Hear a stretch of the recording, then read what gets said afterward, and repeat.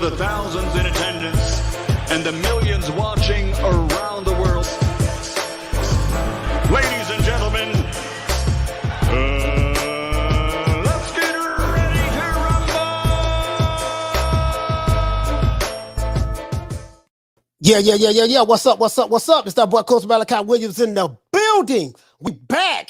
New meeting today, USA Boxing, man. It is what it is, man. I just left KQKC Boxing. The brother over there, man, I love that brother, man, KQKC, man. You know, I respect the OGs. I respect the OGs. And contrary to popular belief, I do not hate the LDBC. You know, some of them I don't, some of them I really don't rock with from a content standpoint because they be race baiting and race hustling. But for the ones who are really cool, like KQKC, I got a lot of love for that brother. And I hear it's a couple of other ones that I'm not familiar with. But, you know, the more of the radical, fake, Black Panther, hate whites, attack anything that's not black, but attack other black. Yeah, I can't get into those channels. But anyways, shout out to that brother though. Anyways, and salute to everybody, man. If you're new to the channel, please subscribe, hit the like button. If you're new to the channel, please subscribe and hit the like button for the old boy. Looking kind of rough today. You know, this how I wear my hair now. I don't do no, you know, got the curls going on up there, man. You know, I'm looking kind of rough today, but that's okay though. It don't matter how I look.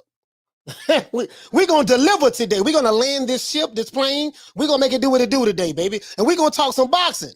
We're going to talk some boxing. You know, we know Canelo did his thing and all that stuff there. That's fine. Now I'm ready to move the hell on from Canelo for a moment now. We got Crawford fight coming up on the 20th of November, but we got some other fights coming up this weekend as well.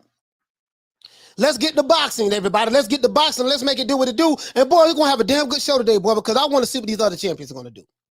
We also got some criticism coming from Teddy Atlas for Canelo Alvarez. There's some criticism from Teddy Atlas there's some criticism from Teddy Atlas directed at Canelo Alvarez as well. Is it hate or does he make a valid point? I don't know. I'm going to let you guys decide. Just like yesterday, I laid it out about this undisputed stuff and the clout chasing, and I said, hey, man, I'm going to let you guys decide, come to the conclusion. I think I laid it out pretty well, though. Right? Especially when you go to the sanctioning bodies. But that's neither here nor there. But let's talk about this, man. Let's talk about this. So before we get into this, let's go ahead and give everybody a shout out, OJ Juman style. Shout out to everybody who's watching this on Facebook. Shout out to everybody who's watching this on Twitter. Salute to you, fam. The old boy is here. We're going to have a good day today, man. I'm feeling real good, and I'm ready to talk this goddamn boxing. Let's go. Shout out to Bill Wall. Hey, okay. Shout out to my son, Malachi. Little Malachi. Hey, okay.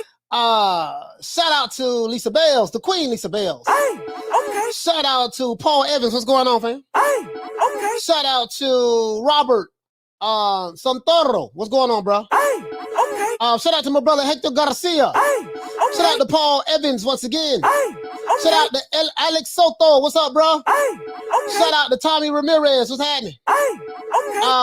Let's see. Shout out to Martha Machine. Hey, okay. Shout out to AV Sounds. Hey, okay. Philly Fly. What's up, man? If you're in the UK, need that haircut, man. You gotta y'all go follow Philly Fly on Instagram, man. Look up Philly Fly on Instagram, man. Oh yeah, we also accepting phone calls, man. 530-494-9636. I'll let you guys know when the call in though.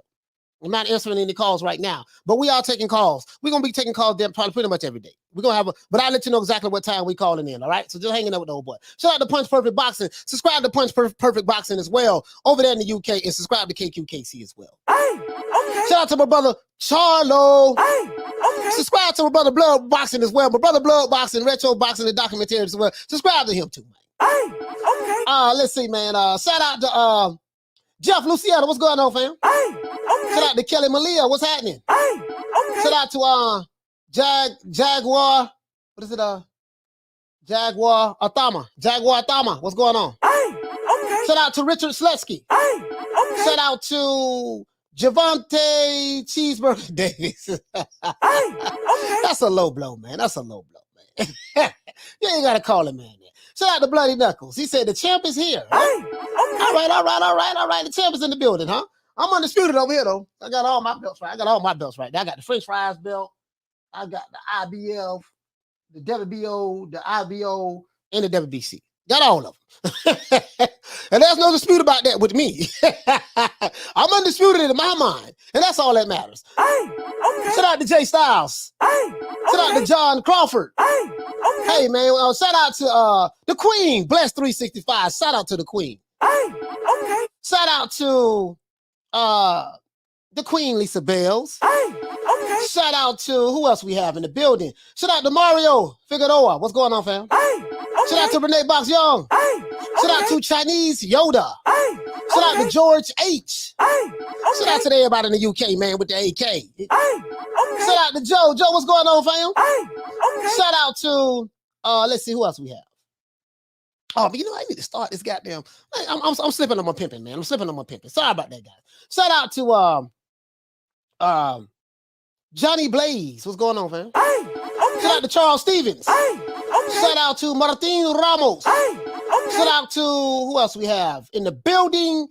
I think we got everybody. Shout out to Jonathan Simon. Hey, okay. Or Simone, however you pronounce it. Shout out to Cheen Smoke. What's going on, fam? Shout out to Open Door. What's happening, bro? Hey, okay. Shout out to Rob, Real, Shows. Hey, okay. We're going to have a fire show tomorrow. Tomorrow, bro, I'm coming with some receipts. I'm coming with some receipts, but to establish a premise of what I'm trying to make, the way I want to see the state of boxing go. Shout out to Halim in the building. Hey, okay. Let's see who else we have. Shout out to Jamie Nieta. Hey, okay. Shout out to Bruce Goals. What's going on, fam? Hey, okay. Jamie Nieto. Sorry about that. Shout out to I think that's it. I think we got everybody. Right now. All right, cool. Let's get into this, man. If you're new to the channel, please subscribe, hit the like button, and salute to everybody who rocking with the old boy today. You know what I mean? Now, let's get into this. I have a question, guys. Will the other champions now fight each other, or will they duck each other? We know a whole lot of that been going on in the sport of boxing. My definition of ducking is if you're hiding behind a promotional company, if I don't see you verbally pushing to unify your division or fight other champions in your division. If I don't hear a fighter say, man, I want to fight these other champions in my division, I want to fight these top dogs, you know, and all that. If I don't hear you saying that, you know, and actually doing it, you know, and you hide behind promotional companies when they ask you, hey, man, who you want to fight next? And you turn your head like Scooby-Doo and you look over to your promoter and see what he says. And I can't go for that. If you're a champion in a division, you've been a champion for more than a year, 2 years or 3 years, and you haven't tried to unify the division yet, you ain't fought another champion in your division yet, I can't go for that. Now, if you're actively calling these guys out and the fights are not happening because they are with different promotional companies, then I can go for that. Because I'm saying, you know what, that ain't your fault. You've been actively calling these guys out. And sometimes you're in a situation where one promotional company, you know, like the PBC, they may have a division where they have all of the belts outside of one belt. So you can't make nothing happen because you're on the wrong side of the street. And you know, and these promotional companies, they don't come together and put fights together unless they have to.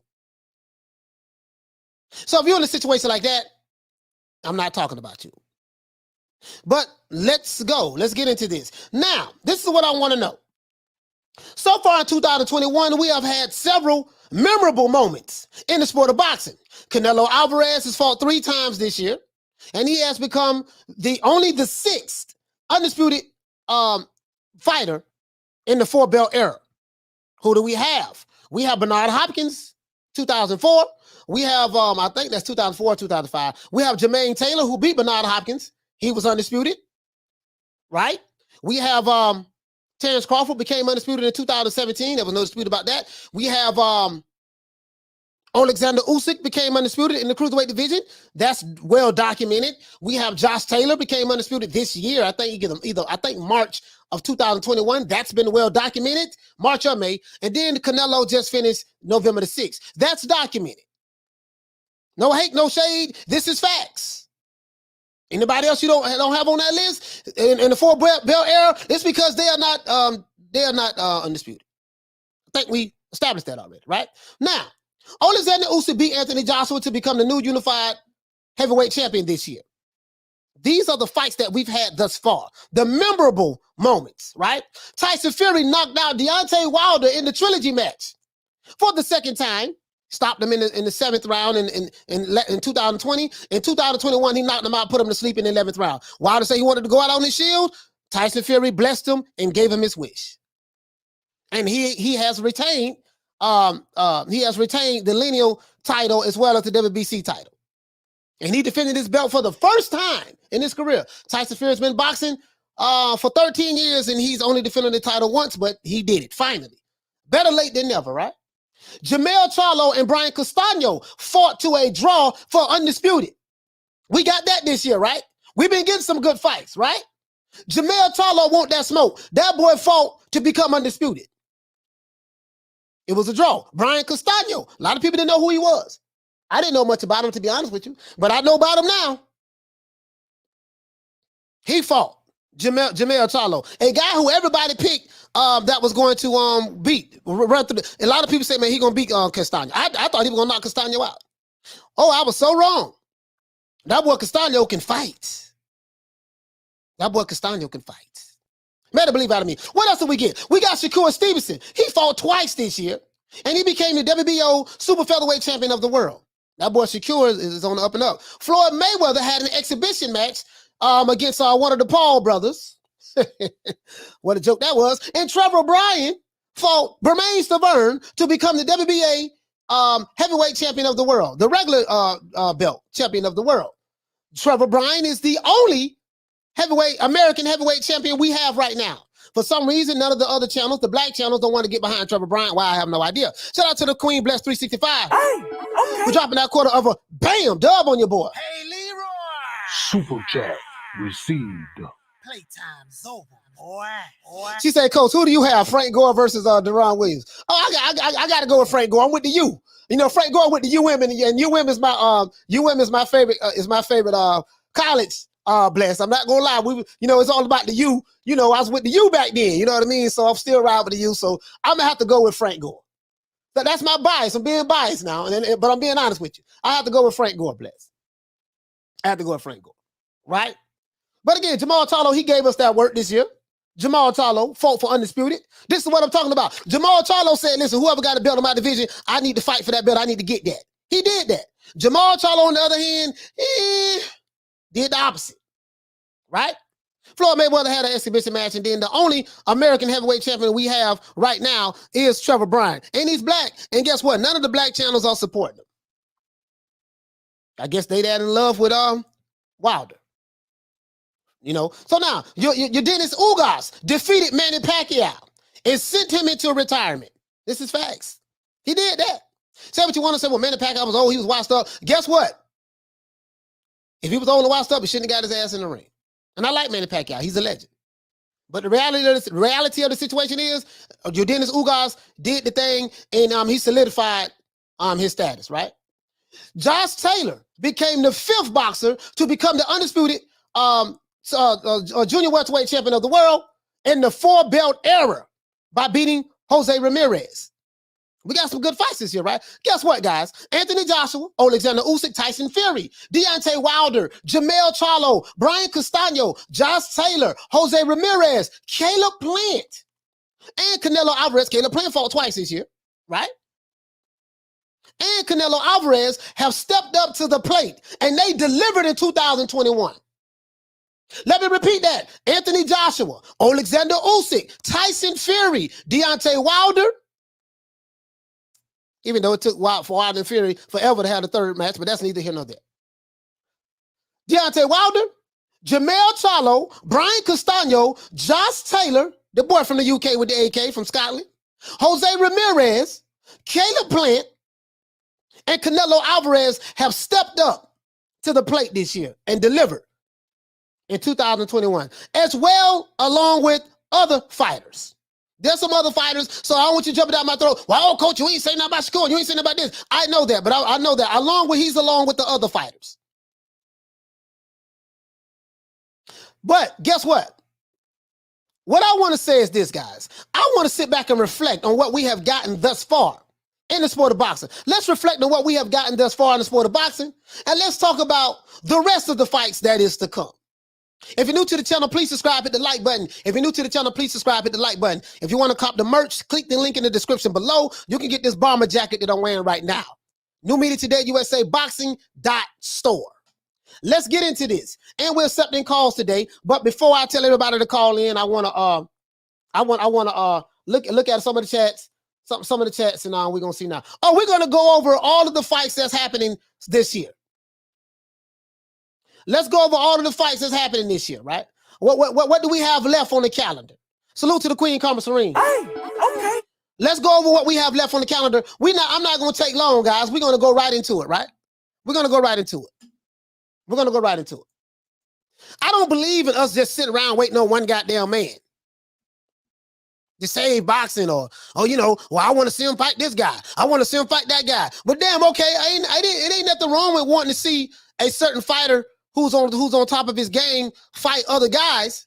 The only problem I have is why you don't keep that same energy with the other champions who not fighting other fighters. That's my problem. I have no problem with anyone saying, look, man, Canelo Alvarez, you need to fight some fighters that we know he can lose to and really challenge himself. Canelo need to move up to heavyweight if you want to impress me and fight Anthony Joshua or fight Usyk or Tyson Fury, and that'll show me that he's real good. I have no problem with you saying that. The only problem I have is this. Why you don't say the same thing for Jamal Charlo? Why you didn't say the same thing for Caleb Plant before he landed the bag with Canelo Alvarez? And why now you guys are saying that Caleb Plant, he really wasn't on that level and he really wasn't that good? No. I don't get it. I don't get it. Before this boy Canelo fought Billy Joe Saunders, well, a lot of people say he was going to beat Billy Joe, but Tyson Fury tricked me, had me thinking that Billy Joe had a chance, and I put $100 on Billy Joe. Billy Joe got his eyeball bone broke. I know it's not an eyeball bone, but you get what I'm saying. The orbital bone broke. And then Andre Ward and then the other guys, everybody from the PBC and Leonard Ellaby said that Sweet Hands was the one. Even I said that he's Floyd Mayweather mixed with a little bit of Sugar Ray. Two Hall of Famers, two once in a generation of lifetime fighters. I said that Caleb Plant was both of these fighters combined into one. He got knocked out in the 11th round. Now they're saying that, Caleb Plant was nothing. He wasn't all that. It's funny. It's real funny how they do that. And that's fine if they believe that. But my only problem is when it comes to certain fighters, they don't keep that same energy. When it comes to the fighter that they like, that they love, who they show their favoritism towards, they don't say, well, I want to see this fighter move up and fight King Kong. I want to see this fighter fight Godzilla. If you want to impress me, he got to fight Mothra. He got to fight King Kong. This is what they say when I hear them talk about Canelo. And I'm not a fanboy of Canelo, none of that shit. Care nothing, I hate fanboys. But this is what I'm hearing, and I'm like, okay. And I hear this with Joshua, too. I hear this with Anthony Joshua as well, and I hear this with Terrence Crawford. It's three fighters that I hear the same rhetoric with.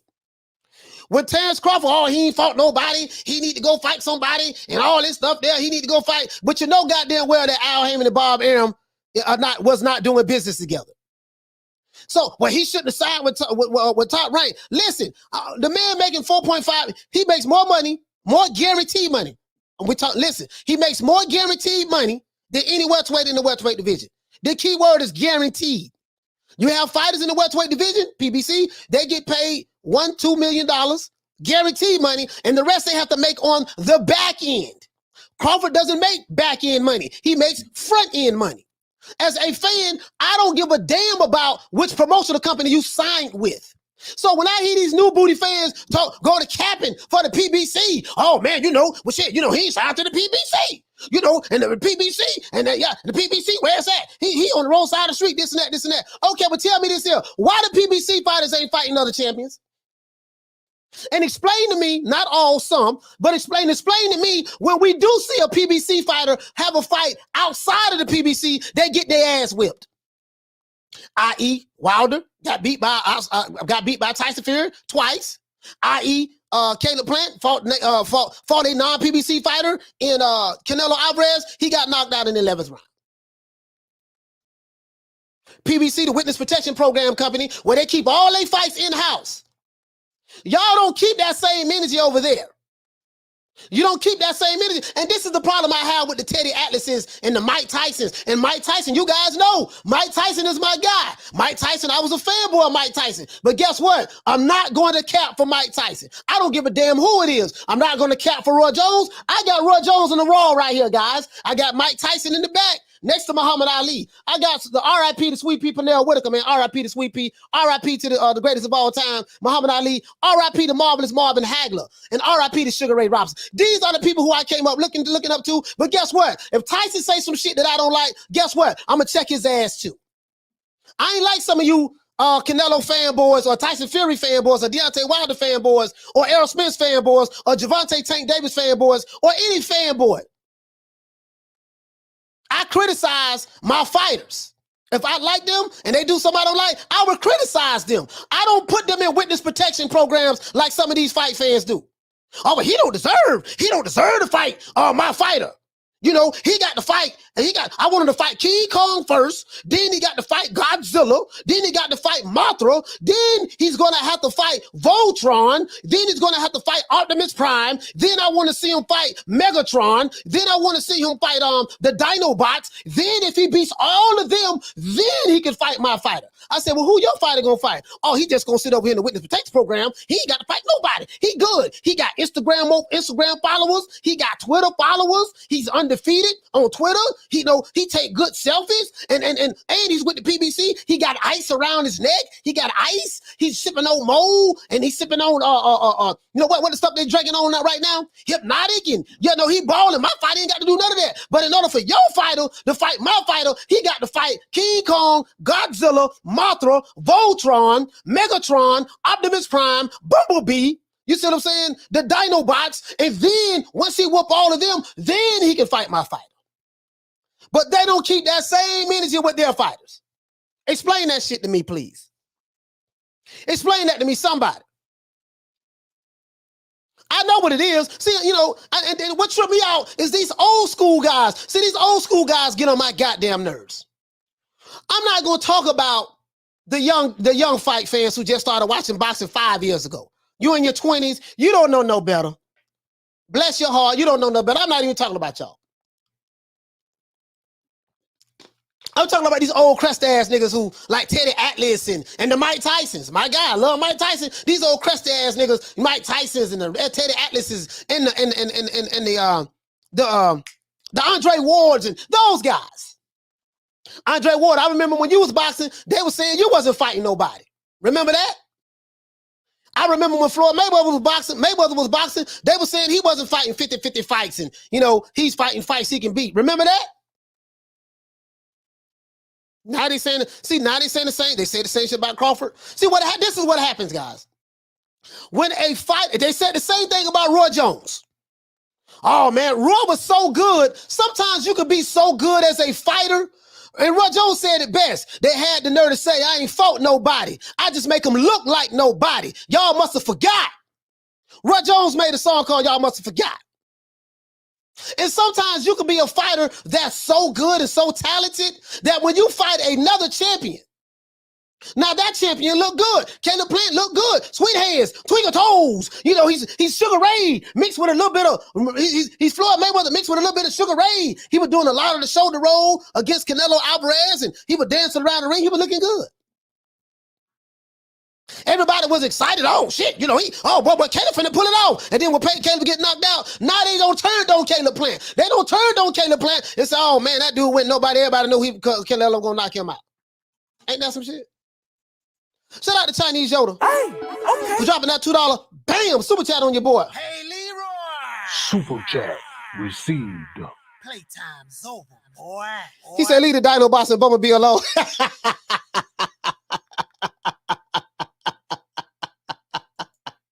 Hey, I just said though. He said, Anthony said they said the same thing about Bud Crawford. Of course they do. They said about Terrence Crawford. They said about Canelo Alvarez, and they say it about it's 3 fighters. Anthony Joshua.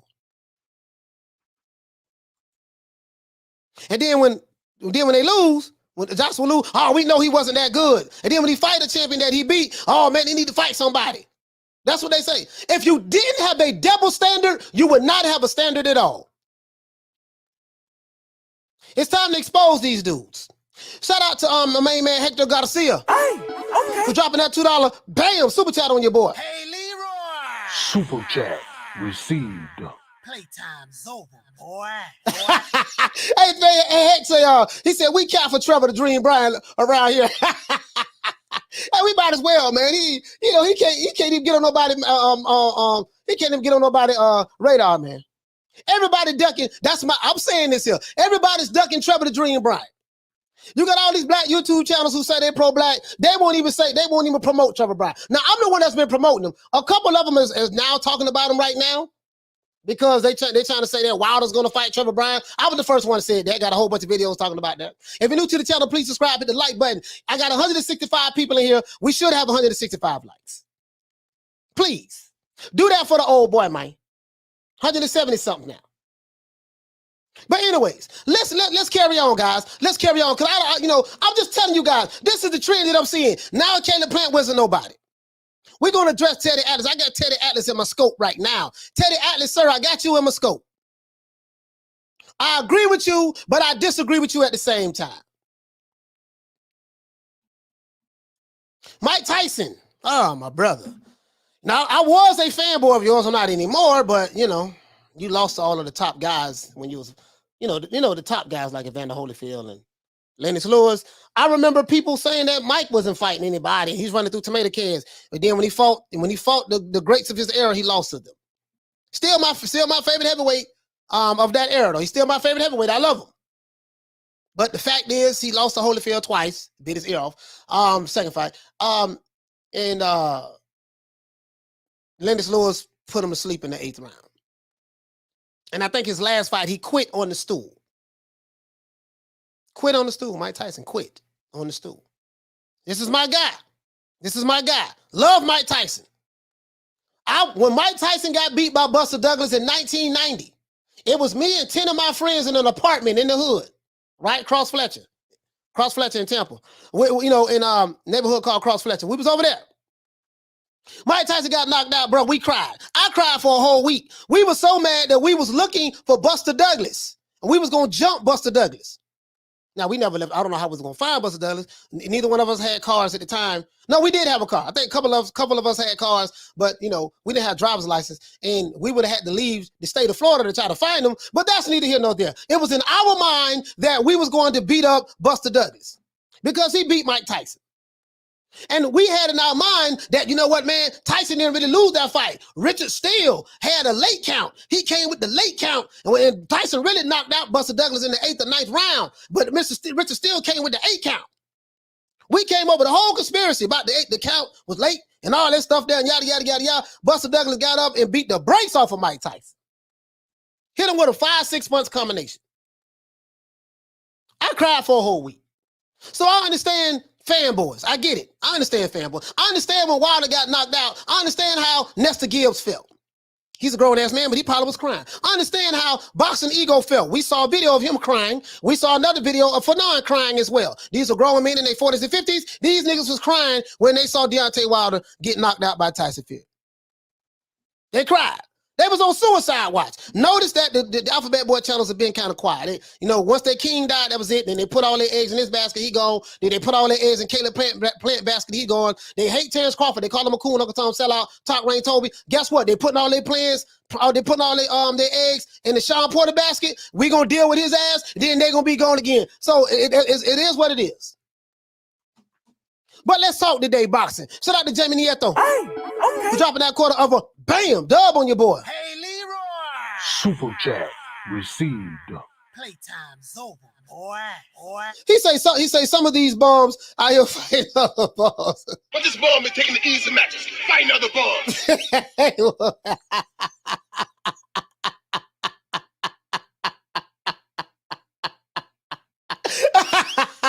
Shout out to Clubber Lang, man. But this bum is taking the easy matches, fighting other bums. Let's go, man. Let's go. Let's go. So anyway, let's look at this. Let's look at this, guys. Let's look at this. Now, I said that I want to see the other champions going to step up to the plate and fight each other. I am not of the one that believes that Canelo Alvarez is the end all be all in the sport of boxing. I am not the one to believe that. I am not the one to believe that, you know, it's all on Canelo. We want to see Canelo fight King Kong. Here you go right here. Here you go right here. We want to see Canelo fight King Kong, Godzilla, Mothra, Megatron, Optimus Prime, the Dinobots, the Care Bears. Let's see. Who else we got? Thanos, Darkseid. Let's see. Iron Man, the Incredible Hulk. Who else we want to see him fight? Voltron, right? We want to see Canelo fight all of those guys. And then once he beats them, then we can give him his props. Tell me, why is everything on one goddamn fighter? I'm finna show you what I'm talking about. If these dudes did not have a double standard, they wouldn't have a standard at all. Teddy Atlas, I'm talking about you, sir. Mike Tyson, I'm talking about you, sir. Andre Ward, I'm talking about you, sir. Teddy, especially Teddy Atlas, though. Especially Teddy Atlas. Especially Teddy Atlas. Anyways, let's go, guys. So let's see here. What we got right here? Let's look at this. Hold on, guys. Hold on. Let's look at this. This is the list of the current. This is a list. This is on Wikipedia. I know how some of you guys say Wikipedia fake. Wikipedia ain't real. That dude on Wikipedia. Anybody can put anything on Wikipedia. Okay, so don't worry about where the information is coming from. What I want to ask you is this here: is the information on here accurate? See, some of you guys, you will reject the truth that comes to you because you don't like the vehicle from which the truth is being delivered. It doesn't take away from the truth, though. The truth is the truth. So let's see. This is the list of the current world boxing champions. Let's see if Wikipedia lying, making it up. You know, this ain't true. Or let's see if they're doing that. We got the WBC, World Boxing Council. We got the IBF. These are the sanctioned bodies. We got the WBO. And we have the Ring Magazine, right? And we have the WBA as well. WBA right there, right? Let's look at the list of the current champions. Now, is Wikipedia right about this, guys? Is Oleksandr Usyk currently the WBA, IBF, and WBO Heavyweight Champion of the world, unified? I know this is fun. You know, people say they don't let Wikipedia be lying. So let's see if this is true. Is this true, guys? Is Oleksandr Usyk the WBA, IBF, and WBO Heavyweight Champion of the world, unified, guys? Okay, let's see. All right. Is Wikipedia correct when they say that Tyson Fury has a record of 31-0-1 with 22 KOs, and he is currently the WBC and the Ring Magazine Heavyweight Champion of the world? Is it true? Pretty sure it is, right? Now, is it true when they say that Trevor the Dream Bryan, is the regular WBA Heavyweight Champion? He's 21-0 with 15 knockouts, and he's from the United States, and he's black. Funny how none of these channels, for all you guys who don't know who Trevor Bryan look like, they don't even have a picture of Trevor Bryan. God damn, they got a picture of a dog. This is so disrespectful. How you gonna not have a picture of my dog, Trevor Bryan, one of the greatest heavyweights of all? I can't even say it without laughing. I can't even say it without laughing. y'all know when I'm full of shit, though. Y'all know when I'm capping. Hey, let's look up the dog Trevor right quick. Let's look up the dog Trevor right quick. We're going to look at some of these champions, and I want to see, is Teddy Atlas going to hold these guys to the same standard? If you don't know who Trevor Bryan is, this is who Trevor Bryan is. This is currently the American WBA Heavyweight Champion of the world. Currently. This is facts. You know, he out there working out, training, getting ready for, for whatever fight may come up. That's who Trevor Bryan is.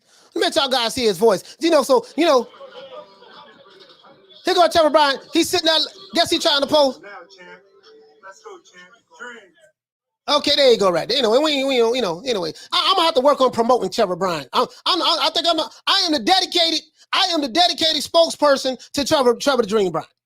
Anybody want to get autographs from Trevor Bryan? Want to get a poster of him? Just reach out to the old boy. I got you. I got you. But let's keep moving on, guys. Let's look at the list of the champions. So right here, we got Oleksandr Usyk, Tyson Fury. These are the creme de la creme in the heavyweight division. These are the guys who have the belts right now.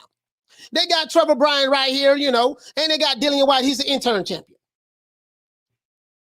The question I have is, will the other champions fight each other in the sport of boxing, or will they duck each other? Remember that? That's the question of the day, right? We know Oleksandr Usyk beat Anthony Joshua, and he's rematching Anthony Joshua next year, somewhere around in March or April. So we know that's going down like the Titanic, right? Tyson Fury, we know that the WBC, Mauricio Sulaiman said that he's going to be mandated to fight Dillian White. Will that fight happen? I have no idea. We're dealing with Tyson Fury, so we don't know. Let's keep going, though. Shout out to Jamie Nieto for dropping that quarter of a bam dub on your boy. Hey, Leroy. Super chat received. Playtime's over, boy. He said Andre Ward was my favorite fighter when he was active. I loved Andre Ward, man. I'm the guy that, listen, I can love my fighters, my former fighters, but guess what? They are not above reproach. They, you know, when they say, you know, they're wrong a lot. They're wrong a lot. He say they're wrong a lot, dog. But that's neither here nor there. Hey, okay.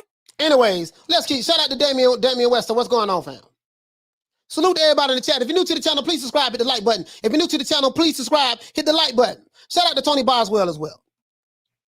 Let's keep going on, though. We have the Bridgerweight division, Oscar Rivas. We ain't gonna even talk about that shit. That ain't worth talking about right now. Until this division get popping, we ain't talking about this division. Cruiserweight division, we got some champions over here. Let's see. You got a WBA champion in the cruiserweight division, right? We have a WBA Super champion in the cruiserweight division. We have a WBA regular champion in the cruiserweight division. We have a WBC champion, an IBF champion, a WBO champion, and a Ring Magazine champion. We know. We have a guy right here, Marius Breedis. He is the IBF and in the Ring Magazine champion. The question that I have is this: Teddy Atlas, are you going to hold these champions to the same standard that you're holding Canelo Alvarez? The question I have is this: you pro PBC ass kissers, are you going to hold the fighters on the PBC to the same standard that you're holding Canelo Alvarez on? That's the question that I have. Alphabet Boy Channels, are you going to hold the PBC fighters to the same standard as you're going to hold Canelo Alvarez on? That you're going to hold Terrence Crawford on? That you're going to hold Anthony Joshua on? Because Anthony Joshua is fighting the top guys in his division, in the heavyweight division. Has he fought Tyson Fury? No, he tried. Remember that? That didn't go down because of the arbitration. And the Wilder situation, that didn't work out. Some say he ducked Wilder. Some say Wilder ducked him. All I know is they didn't fight. Depending on what side of the street you on, you can run whatever narratives you want to run with. But outside of those two, he's fought everybody. Outside of those two. I ain't going to say every fighter in the heavyweight division, but you get what I'm saying. He fought all his mandatories. And if you're a mandatory, that means you're the number one contender. The number one guy. And when you are a unified champion, you have several mandatories for each belt. This is facts. Whether you like them or not, it is what it is. It's the truth. I'll let you deal with the rest of that shit. Let's go into the light heavyweight division. The light heavyweight division, we have Dmitry Bivol, the WBA champion. We have Artur Beterbiev. I was calling him Beterbiev, but his name is Beterbiev. Now, Artur Beterbiev, he is the WBC and the IBF champion. So this dude is fighting. He's a unified champion. Artur Beterbiev is a unified champion from Russia, from Mother Russia. 16 fights, 16 KOs. He want that smoke. This boy right here. Joe Smith, the American WBO champion. Joe Smith. I remember he knocked Bernard Hopkins through the ropes out of the ring onto the floor. Well, I remember Bernard Hopkins say, I never let a white boy beat me. Guess what? This white boy beat his ass and knocked him through the ropes. Bernard Hopkins forgot that Joe Calzaghe was a white guy, and he beat your ass too. He forgot about that dude. But that's neither here nor there. Shout out to B-Hop. To this day. Shout out to B-Hop, man. True. But this dude right here, he fighting. So I ain't got to question this dude. I'm pretty sure he wants to fight Dmitry Bivol, and he probably want to fight Joe Smith. But are you going to hold the champions in the light heavyweight division to the same standard, Teddy Atlas? Let's keep going on. Let's go to the super middleweight division. We ain't got to talk about this division. And you're going to see one name on here. Well, two names. You're going to see Canelo Alvarez, Canelo Alvarez, Canelo Alvarez, Canelo Alvarez, Canelo Alvarez. Ring, WBO, IBF, WBC, WBA, undisputed super middleweight champion of the world, first time. We're going to talk about this too, because Teddy Atlas got some arrows at this guy. Quite a few dudes do, but there's nothing wrong with that. But if you didn't have a double standard, you wouldn't have a standard at all. Gonna call these guys out on their double standards though. Now, David Morrell, this is the next guy who they say Canelo might fight next. Who knows? He shouldn't. He's 5-0. He's a regular champion. He shouldn't fight this guy, because if he fight this guy, oh man, he picking on the cherry pick. He fight the dude that's 5-0. Okay, so here you go. We're gonna put down the list of names that they want Canelo to fight next. And I'm saying that I noticed that they don't have the same list for their fighters. They don't have the same list for their fighters though. This is what I noticed. Canelo got to fight Godzilla, King Kong, Mothra, Gamma Voltron, the Constructicons, the entire Decepticons, Optimus Prime, Megatron, Bumblebee, the Dinobots, Grimlock, Soundwave, the Teenage Mutant Ninja Turtles, right? He got to fight the Powerpuff Girls. He got to fight Thanos. He has to fight Darkseid, Superman, Batman, and Iron Man. And the Incredible Hulk. He got to fight all of these dudes for people like Teddy Atlas and Andre Ward and Mike Tyson. Say, yeah, now we'll give him credit. But you don't keep that same standard to your fighters.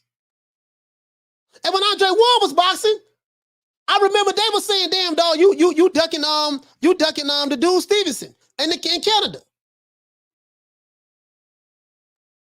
It's funny how these guys forget when they was boxing what people like Teddy Atlas and stuff was saying about them. It's funny how when Mike Tyson was boxing, you forgot what they were saying about you when you were boxing. It's funny how these Alphabet Boy channels, and these dudes are my age and older, you ain't forget when they talk about Crawford. You know, I understand that you're running protection custody with PBC. I get it. Y'all in bed with Al Heyman, and Al Heyman can't do no wrong, and anybody from the PBC, you love them unless they say something about Wilder, and then you turn on them. But I get all of that, right? I get all of that. But you don't hold your fighters who you protect to the same standard. You want to know why? Because you're too busy goddamn protecting them. Over here at New Media Today USA Boxing with Coach Malachi Williams, we don't put fighters in PC over here, man. If you don't know what PC means, PC is short for protective custody. I don't give a damn who your favorite fight is. Mine neither. I want to see the fights. So, last time I checked, Canelo Alvarez is one goddamn fighter. He's one. Let's keep going. Oh, I'm finna break y'all off real proper today. I'm finna break these dudes off real proper today. Check this out. WBA, and in the middleweight division, we got 6 different goddamn champions in the middleweight division. No, we got 5 champions in the middleweight division. We got Ryota Murata from Japan. He's the WBA champion, 16-2 with 13 knockouts. We got Jamal Charlo, 32-0. He's with 22 KOs, and he's the exact same age as Canelo Alvarez. Canelo is 31 years old. Jamal Charlo is 31 years old. You asked me how many champions did Jamal Charlo fight since he's been a champion in the middleweight division? 0. I know I'm yelling, dog. Let me put the mic down. I know I'm yelling. I know I'm yelling. I got a big ass mouth. I can't help it. I was born with it. I got it from my mama, Betty Jean. I don't hear Teddy Atlas saying, or Andre Ward, or Mike Tyson saying, you know what, man, you know, Jamal Charlo, he got to step up. I'm tired of seeing him fight Juan Montiels and you know, let's go look, let's go see this. Let's go see this. I'm tired of seeing him fight. Let's go look at his record. Maybe later. They're trying to get me to close it. They're trying to get me to donate. I ain't donating shit, man. Fuck y'all. I'm tired of seeing him fight Juan Montiels. And now the Derevyanchenko was a damn good fight. Derevyanchenko was a damn good fight now. I ain't gonna even lie, dog. Derevyanchenko was a damn good fight. I'm tired of seeing him fight Brandon Adams and Dennis Hogan. You know, he had to fight that. He had to fight Dennis Hogan, though. You know, I think that was a mandatory. Something like that. Matt Cobayall and, you know, Hugo Centeno. I'm tired of seeing him. They don't never say that about him. They don't say, oh man, Jamal too talented. He got to fight Gemarok. He got to fight Mothra. He got to fight King Kong. And he got to fight him on King Kong Island. Oh, he got to go to Mars and fight some, there's a heavyweight Martian champion over there. He got to go to the moon and fight the heavyweight moon champion. And he also they don't say that about Jamal Charlo. They got him in protective custody. They got him in protective custody. But when it come to Canelo, they want to see Canelo fight. He got to fight Deontay Wilder next if he want to get my respect. Then he got to go to cruiserweight and fight the champion at cruiserweight. Then he got to go to light heavyweight and fight Beterbiev and Bivol at the same time in the ring. Then he got to fight. He got to go back to super middleweight, and then he got to wait till Jamal Charlo move up. Jamal Charlo, the same guy who fought Juan Montiel, the same guy who has fought 0 champions since he's been a champion in middleweight division. That guy. They ain't saying that to him. I noticed that. They didn't say that to what Caleb Plant at? What Caleb Plant at? Let's go on over here to Caleb Plant, guys. Let's go to Caleb Plant. When Caleb Plant was fighting Vincent Fagan Butts or Fagan Booty or whatever the guy's name is. Fagan Butts, Fagan Booty. I don't know what his name is. Let's go see. I don't know what the dude name is, guys. What's the dude name? I'm just saying. You know, Frozen Cups or I don't know what the dude name is.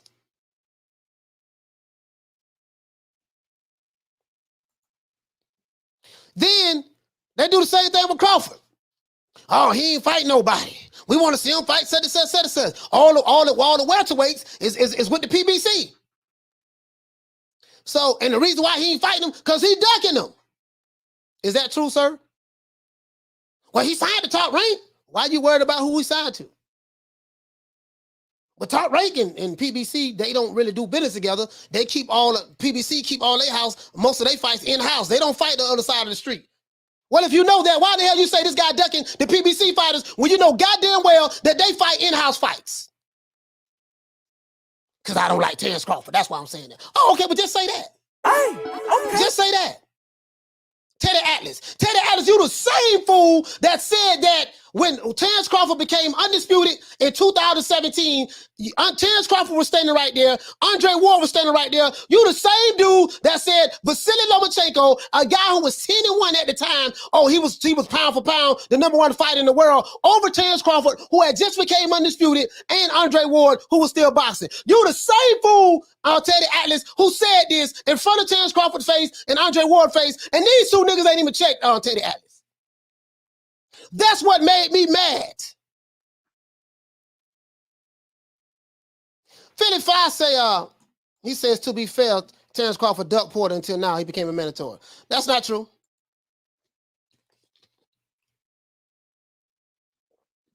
Because if you want to duck him, you can duck him now. What you don't know is, Philly Fly, that Sean Porter was the mandatory for an entire year under when he was the #1 guy. When Crawford was trying to fight Manny Pacquiao, he was the #1 mandatory for the entire year. But guess what? He didn't enforce his mandatory to try to fight Crawford. Not one time. But we don't keep that same standard with him. And that's fine. That's fine. I ain't got no problem with that. I get it. Trust me, I get it. I get it. I get it. I get it. I really do. I get it. Oh, hold on. I get it. I get it. Trust me. Let's see. Caleb Plant. I'm trying to show you how these dudes, how they don't keep that same energy. How they don't keep that same energy. Gotta call these guys out. Right here. Listen, when Caleb Plant when he beat Jose Usyk in 2019, then he fought Mike Lee, then he fought Vincent Fagan Butts. They wasn't saying, you know what?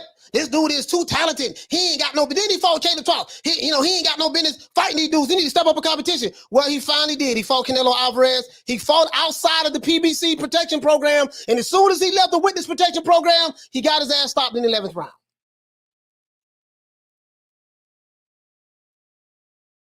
Yeah.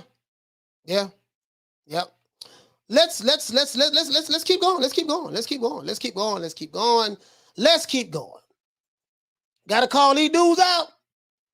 Gotta call these dudes out. Yeah, we gonna do that. We gonna do that today. We gonna call these dudes out today. We gonna pull their ass out of the closet. We gonna pull Teddy Atlas old crust ass out of the closet. We gonna pull these old ass niggas up out of the closet, man.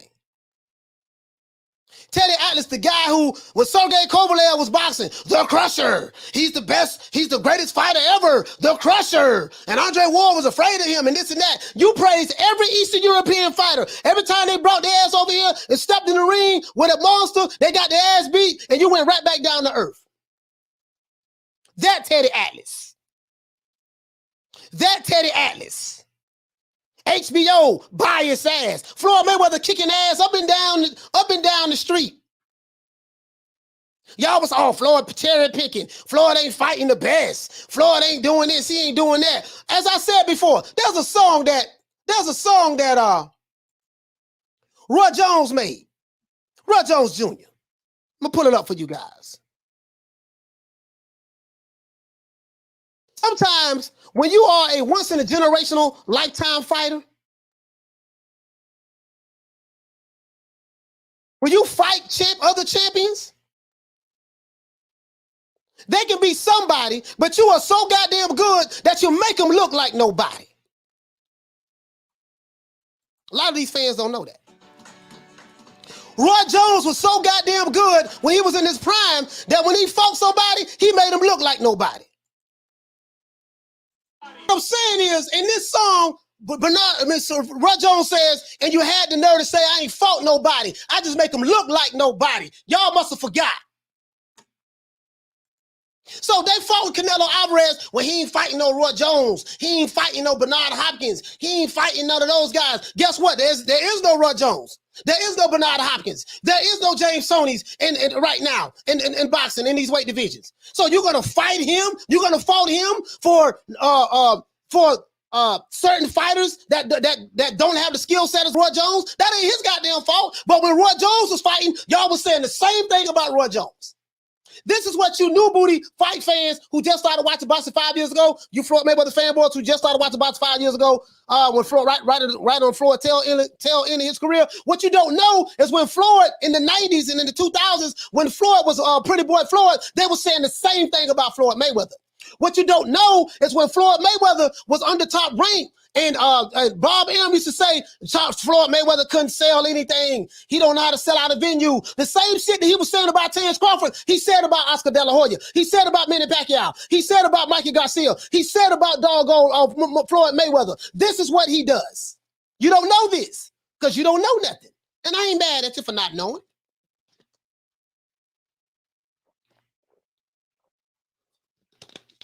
I ain't mad at you for not knowing. All I'm saying, keep that same energy. Keep that same energy to your fighters. Take them out of protective custody. Let's keep going. Shout out to Mr. Calderon. Hey, okay. For dropping that $2. Bam, super chat on your boy. Hey, Leroy. Super chat received. Playtime's over, boy. Shout out to he says the LDBC looking for a new hero to rescue them. Hey, yeah, man, I got a podcast I'm starting right now, starting tomorrow. Podcast. Shout out to Rider of the Storm. Hey, okay. For dropping that $2. Bam, super chat on your boy. Hey, Leroy. Super chat received. Playtime's over, boy. He said, salute to the coach. You must be talking about Toon. No, I ain't just talking about Toon. I'm not singling him out. I'm just saying there's a whole lot of people who have a certain mindset. I'm talking about Teddy Atlas and everybody who fall in that category. Johnny Blaze, I give it to you. The name of my podcast is going to be on New Media Today USA Boxing. That's going to be the name of the podcast. But anyways, when Roy Jones was boxing, Teddy Atlas, Larry Merchant, all of them said, oh man, you ain't fighting nobody. Oh man, you need to fight King Kong, Godzilla, Voltron. Listen, it had got so bad with Roy Jones. Guess what Roy Jones did, guys? He moved all the way up to the heavyweight division and he fought Andy Ruiz. Super middleweight champion. He moved up from, I think he was at junior middleweight to middleweight to super middleweight to light heavyweight, I think he went to cruiserweight, from cruiserweight he went to heavyweight. And then he came back down to light heavyweight and he struggled with, what's my guy name from my same city? Antonio Talbot in the first fight. He really kind of lost that fight, I think. And then in the second fight, Antonio Talbot knocked him out. Roy Jones, when he came back down in weight, he wasn't the same guy anymore. Got to give you guys a little history. But let's hear what Roy Jones had to say. You heard what Roy Jones said. You had the nerve to say, I ain't fought nobody. I just make them look like nobody. This is what they saying about Terrence Crawford right now. Crawford ain't fought nobody. He ducking. He running. He's shaking in his boots. Sean Porter gonna be the one to expose him now. Think so? See, I've been watching boxing long enough. I've heard this shit before. I've been watching boxing so long. I'm 47 right now, right? I'm 47 years old. I've been watching boxing since 1979, since I was 5 years old. Religiously. I fell in love with it at 5, and I just been watching it. I hated Larry Holmes because he beat Muhammad Ali. I saw that fight, man. I had cried when I saw that. Hated that shit. Shout out to Johnny Cage. Hey, okay. Dropping that quarter of a bam dub on your boy. Hey, Leroy. Super chat received. Playtime's over, boy. Appreciate that, fam. Shout out to Bloody Knuckles. Hey, okay. For dropping that $2 bam super chat on your boy. Hey, Leroy. Super chat received. Playtime's over, boy. He says, I appreciate you for keeping it 100 facts over views. Yeah, I don't give a damn about that. I don't care nothing about the views and none of that shit. Bro, I do this shit because I love the sport of boxing. He said, damn, coach, you're old. Hey, okay. Keep breathing. Keep having birthdays. Guess what? You're going to be old too. Keep having birthdays, fam. I'd rather be the old alive nigga than the dead young nigga. I take the old alive guy over the dead young guy any day of the week. Keep having birthdays, brother. You're gonna get there if you keep having them. Shout out to Juwan. He says, Floyd made Hall of Famers look average. Exactly. He say Floyd ain't undisputed. Is he? No, he's not. He was never undisputed, but that doesn't mean he was great. He wasn't great. There's a whole lot of fighters that wasn't undisputed. A whole lot. It doesn't mean that they wasn't great, though. Sometimes you can have a once-in-a-generational talented fighter. When they fight these guys who you say is the one, and they beat him and make him look average, you'll turn around and say, oh, he ain't fought nobody. But he was somebody before he fought him, though. He was somebody before he fought him. These fighters were somebody before Roy Jones fought him.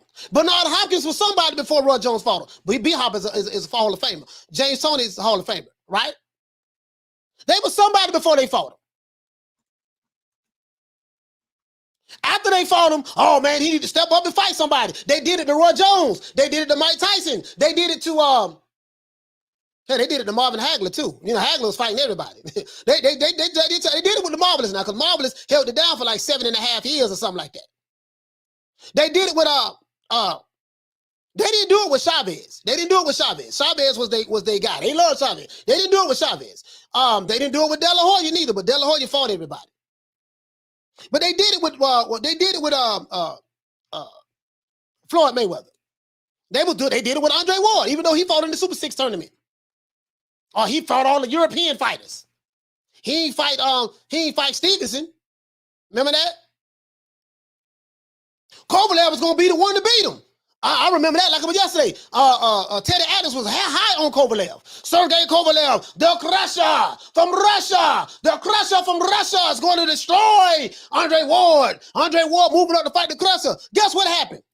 Now, even though I did have Sergey Kovalev beating Andre Ward in the first fight, I did have Sergey Kovalev beating him. I thought that he was the champion, and I felt like because even with the knockdown, it was a very close fight.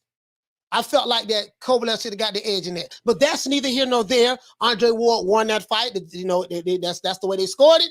And in the second fight, he stopped Andre Ward. But Teddy Atlas was the same one that was saying, Mother Russia is going to stop Andre Ward. We seen how that turned out.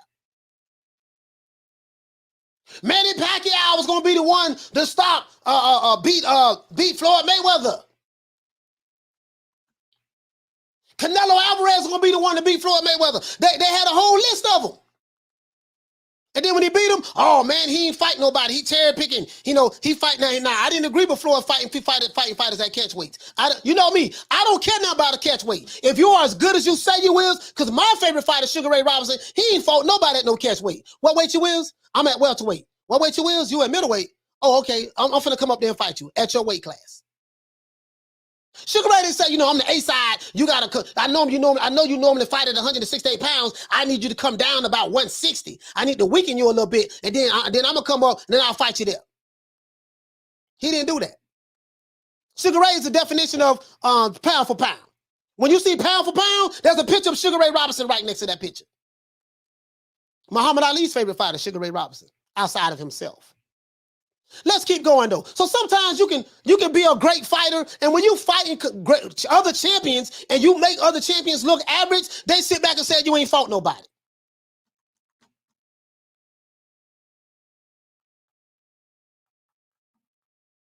They said they ain't fought nobody. Let's continue on though. Let's continue on, guys. Let's do this. Let's do this. Now let's go here.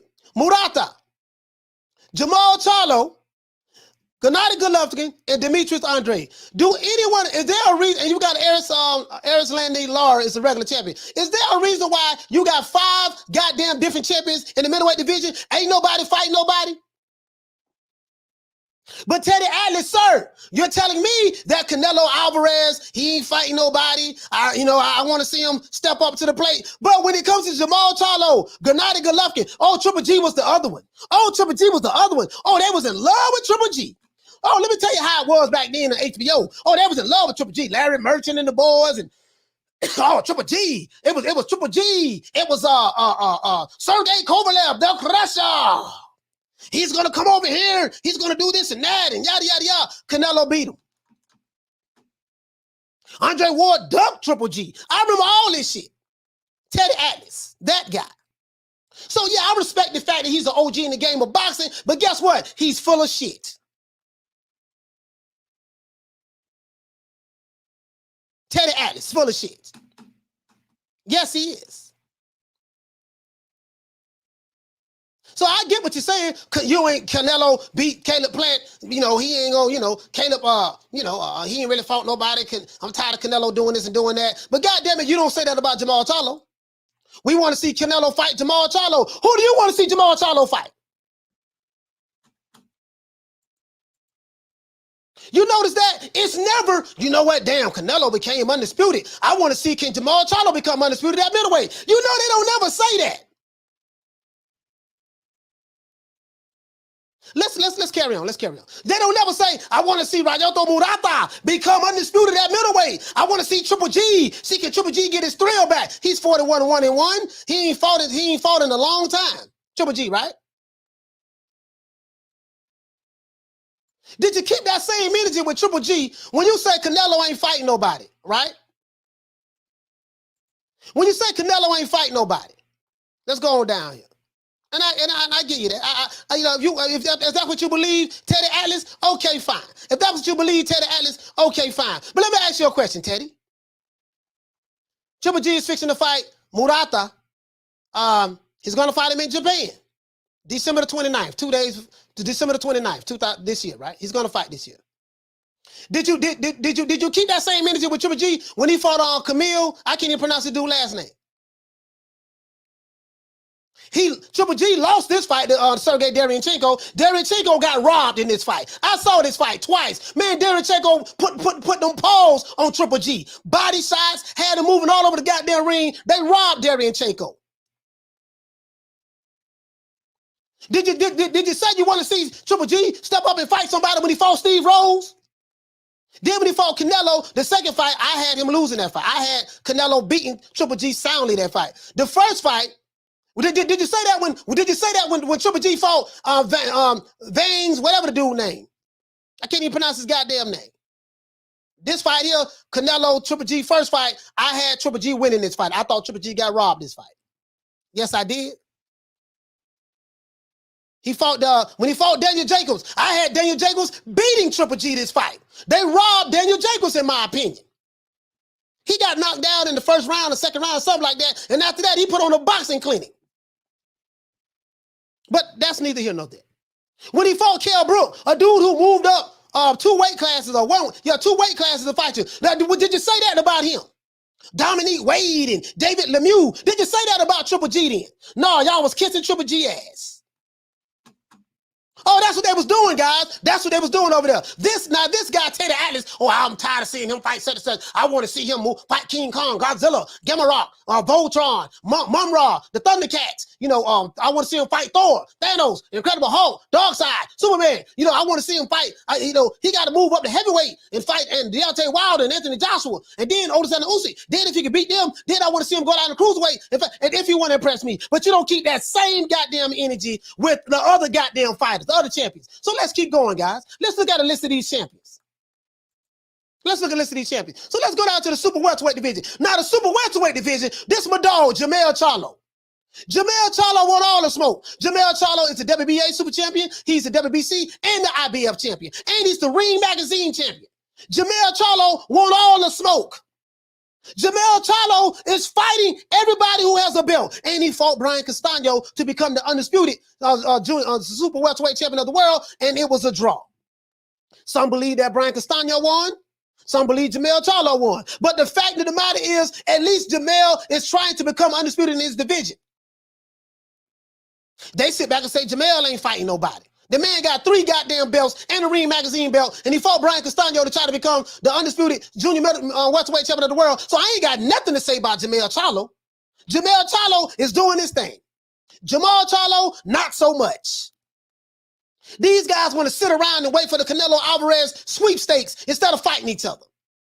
The problem that I have when you tell me, yeah, I want to see Canelo fight Charlo and fight this dude and fight that dude, yada, yada, yada. The problem that I have with that is Charlo is at the middleweight division.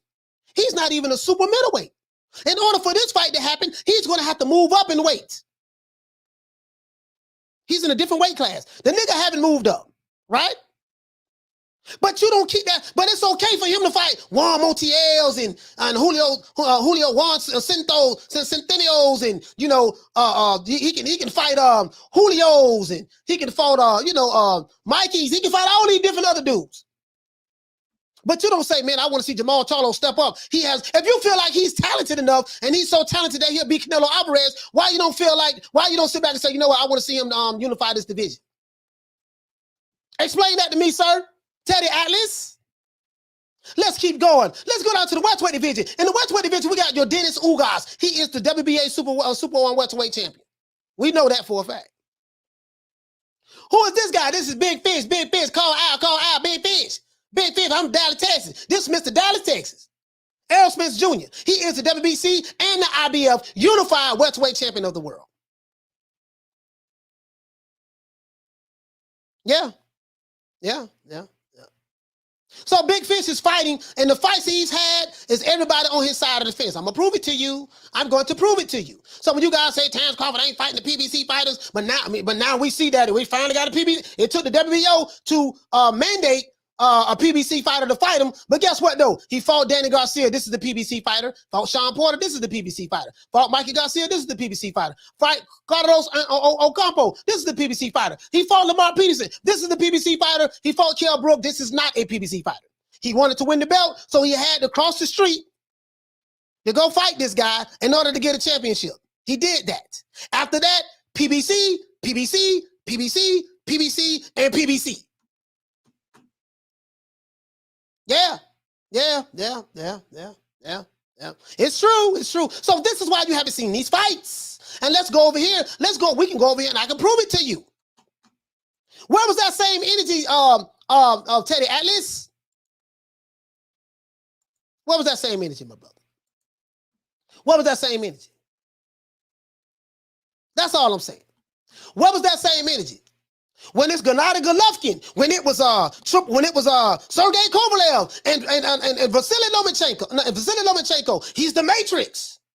But Lomachenko, he got 5-6 computers in his head. He got Papachenko, Grandpa-chenko, Mama-chenko, Cousin-chenko, the other Chenko, Cousin-chenko, Nephew-chenko, Auntie-chenko. This is the Chenkos, right?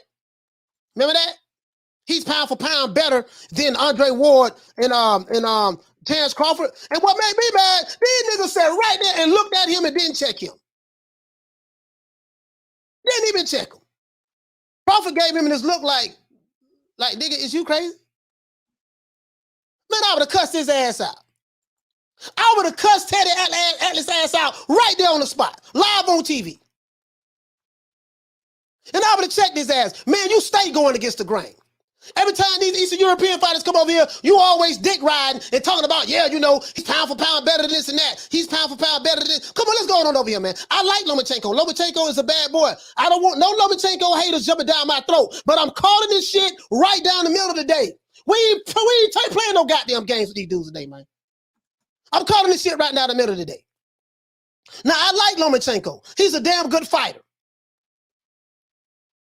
But when Lomachenko was 10-1, he lost to Orlando Salido in a dirty fight.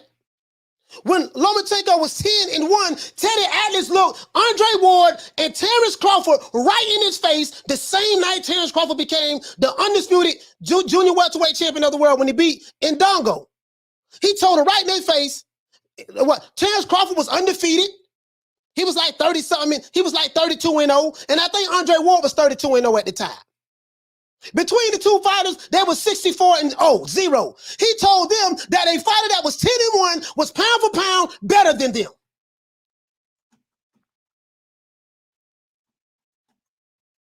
Let me repeat that. This is the Teddy Atlas that I'm talking about. He told Andre Ward and Terrence Crawford, two fighters who had 60-something fights. They were 60-something-0 combined. Andre Ward was a unified champion. Terrence Crawford was an undisputed champion. He told them that a guy from goddamn Ukraine that was 10-1 was pound for pound better than them. And this is the guy I supposed to listen to. Well, Teddy Atlas is the expert. Man, F Teddy Atlas. I tell him in his face, F Teddy Atlas. The hell with him. Let's keep going. Probably won't get no interview for him. I really don't care. You know me, I don't do no dick riding for no interviews. They come over here, I'm gonna respect them, cool. If not, cool. We don't do no D riding over here. Car ain't got no roof. Not over here.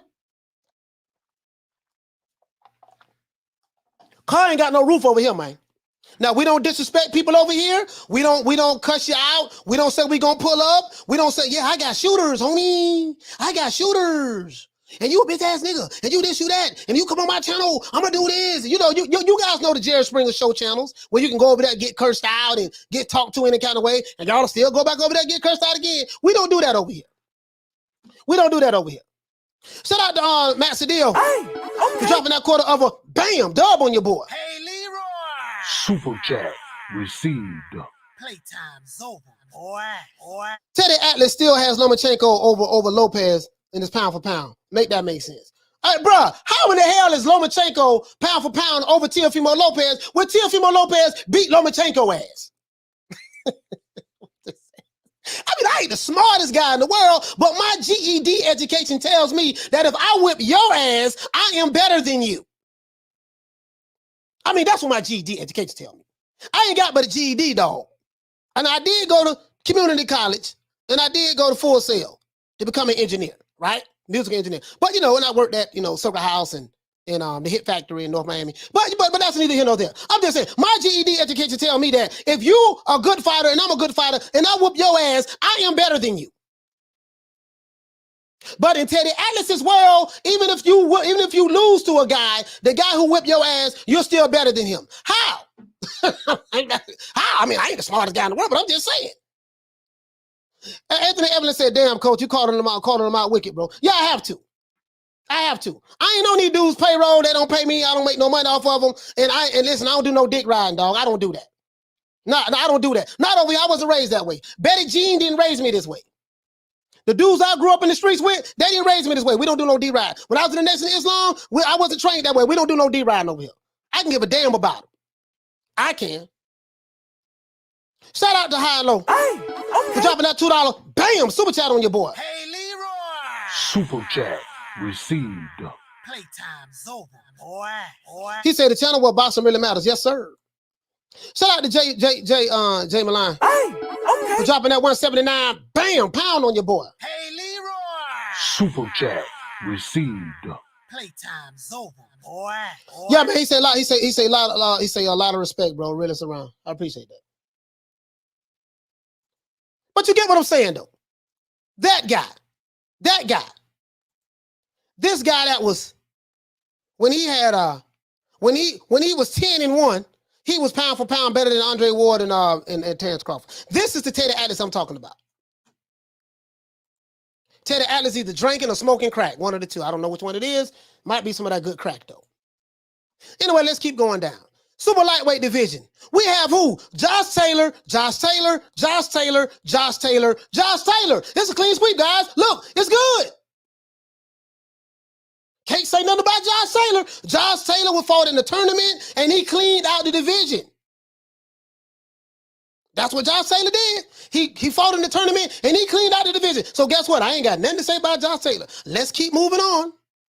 Let's go to the lightweight division. We have Teofimo Lopez, Devin Haney. Teofimo Lopez, Teofimo Lopez, Teofimo Lopez. They got an interim champion, Jojo Diaz. He's going to fight Devin Haney. That's a good fight. And we got Gervonta Davis, who is the regular champion.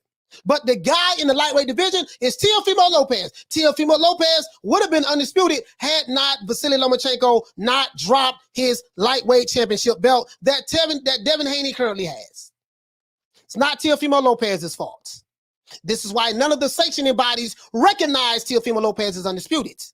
This is why I showed you yesterday that that when they talk about the undisputed champions in the history of boxing, when Canelo became the sixth guy, that's why they had Terrence Crawford, Jermaine Taylor, Bernard Hopkins, Oleksandr Usyk, Josh Taylor, and then Canelo Alvarez. That's why they didn't have him on there. Not his fault, though. WBC fault, right? But Teofimo Lopez is the guy in the lightweight division. So I ain't got nothing really bad to say about Teofimo Lopez outside of the crowd chasing, but he fought the top guys in this division, and he earned his spot. So I ain't got nothing to say about Teofimo Lopez.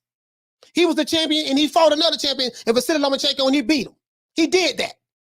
And so Lomachenko was so sure that he was going to beat Teofimo Lopez, and Bob Arum was so sure that Lomachenko, because he's the favorite son over there, he was going to beat Teofimo Lopez, that Lomachenko didn't even have a rematch clause in the contract.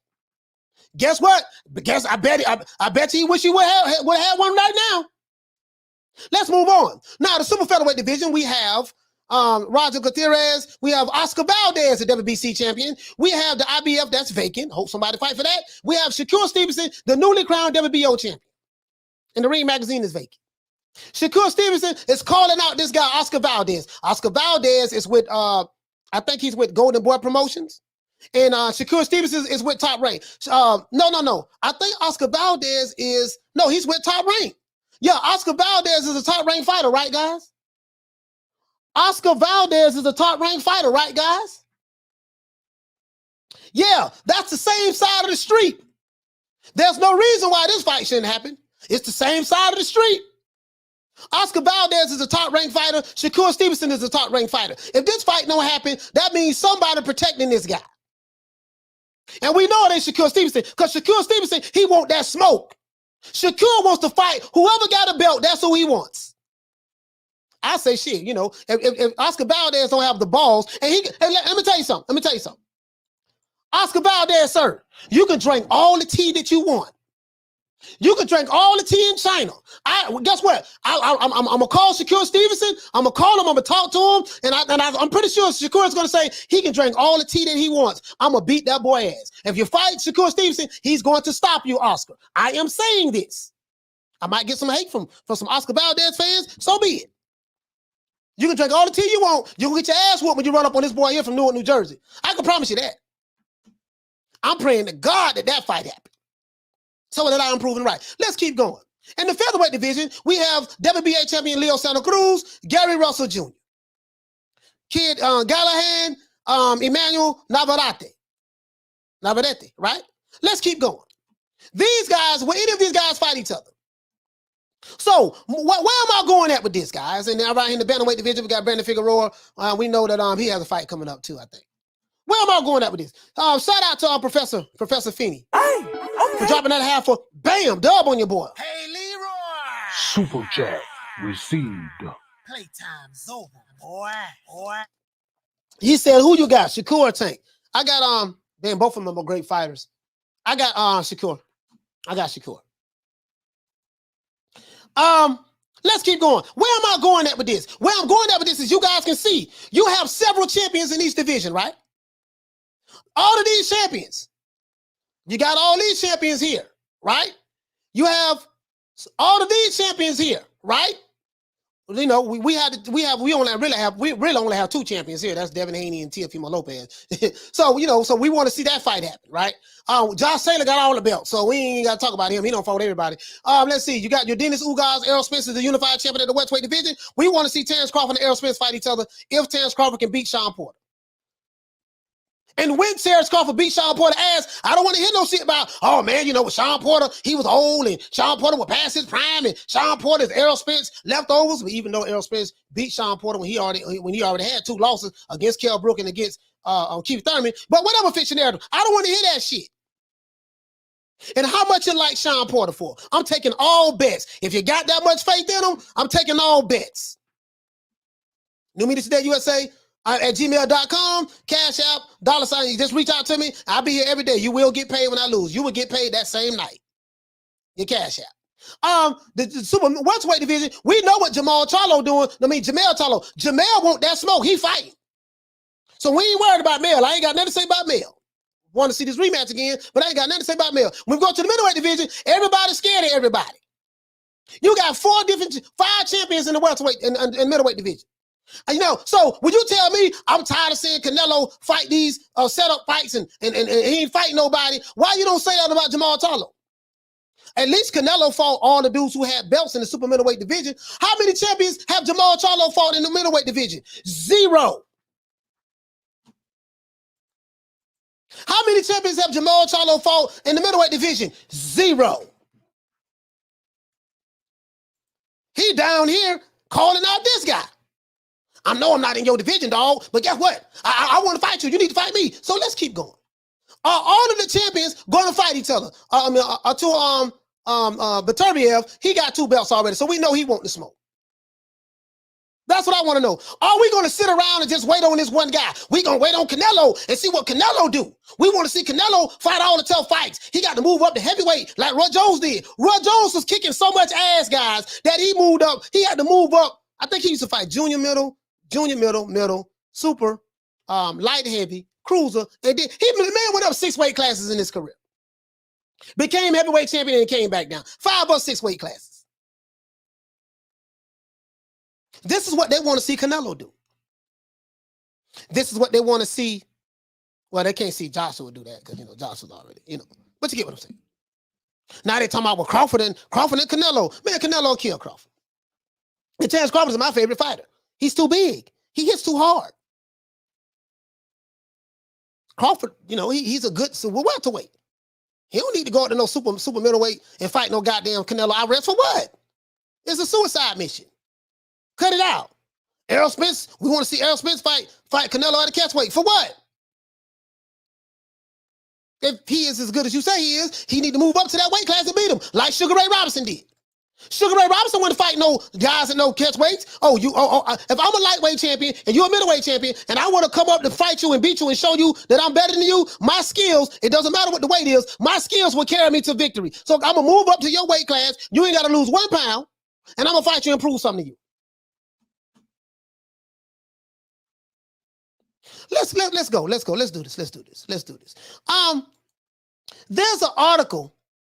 There's an article, guys. I want to see you. So I got something that someone sent me. Shout out to Steve Kim. Steve Kim is a legend in the game. He's a legend in the game.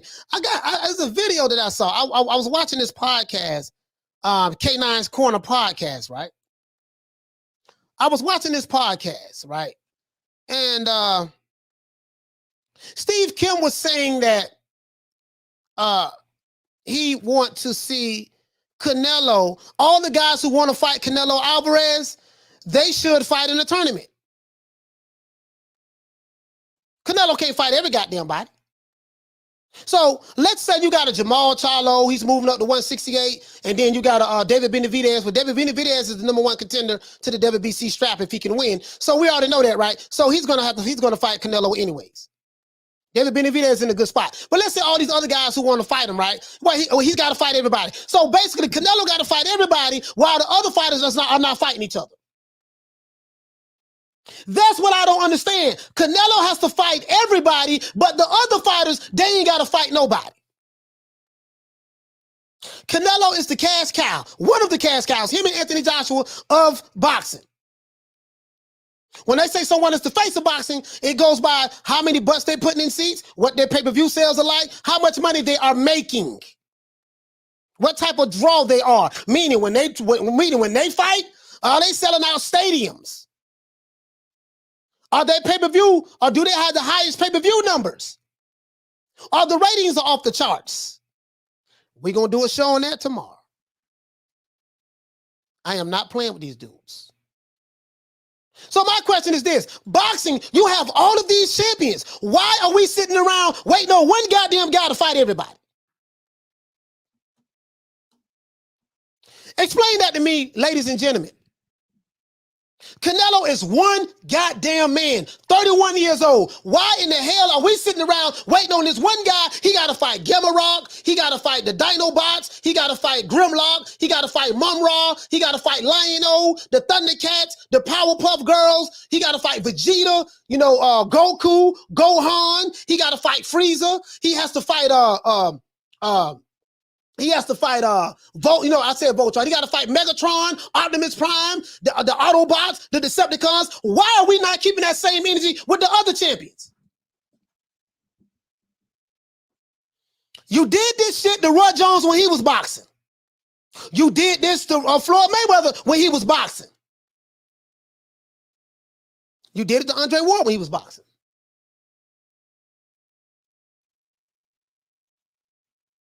Let's go. You see what I'm saying? So Steve Kim was saying that he would rather, they should have a tournament. All of these guys, a list of fighters who want to, all of these guys who want to fight Canelo. Here you go, right here. You see what I'm saying? They saying, hold on, I need to find that video. And where's that video at?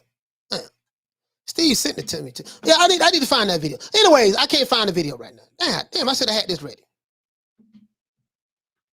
He said it should be a tournament. So where am I going at? Let's go over here. Let's go to Mr. Teddy Atlas, guys. Y'all want to see Mr. Teddy Atlas? Let's hear Mr. Teddy Atlas.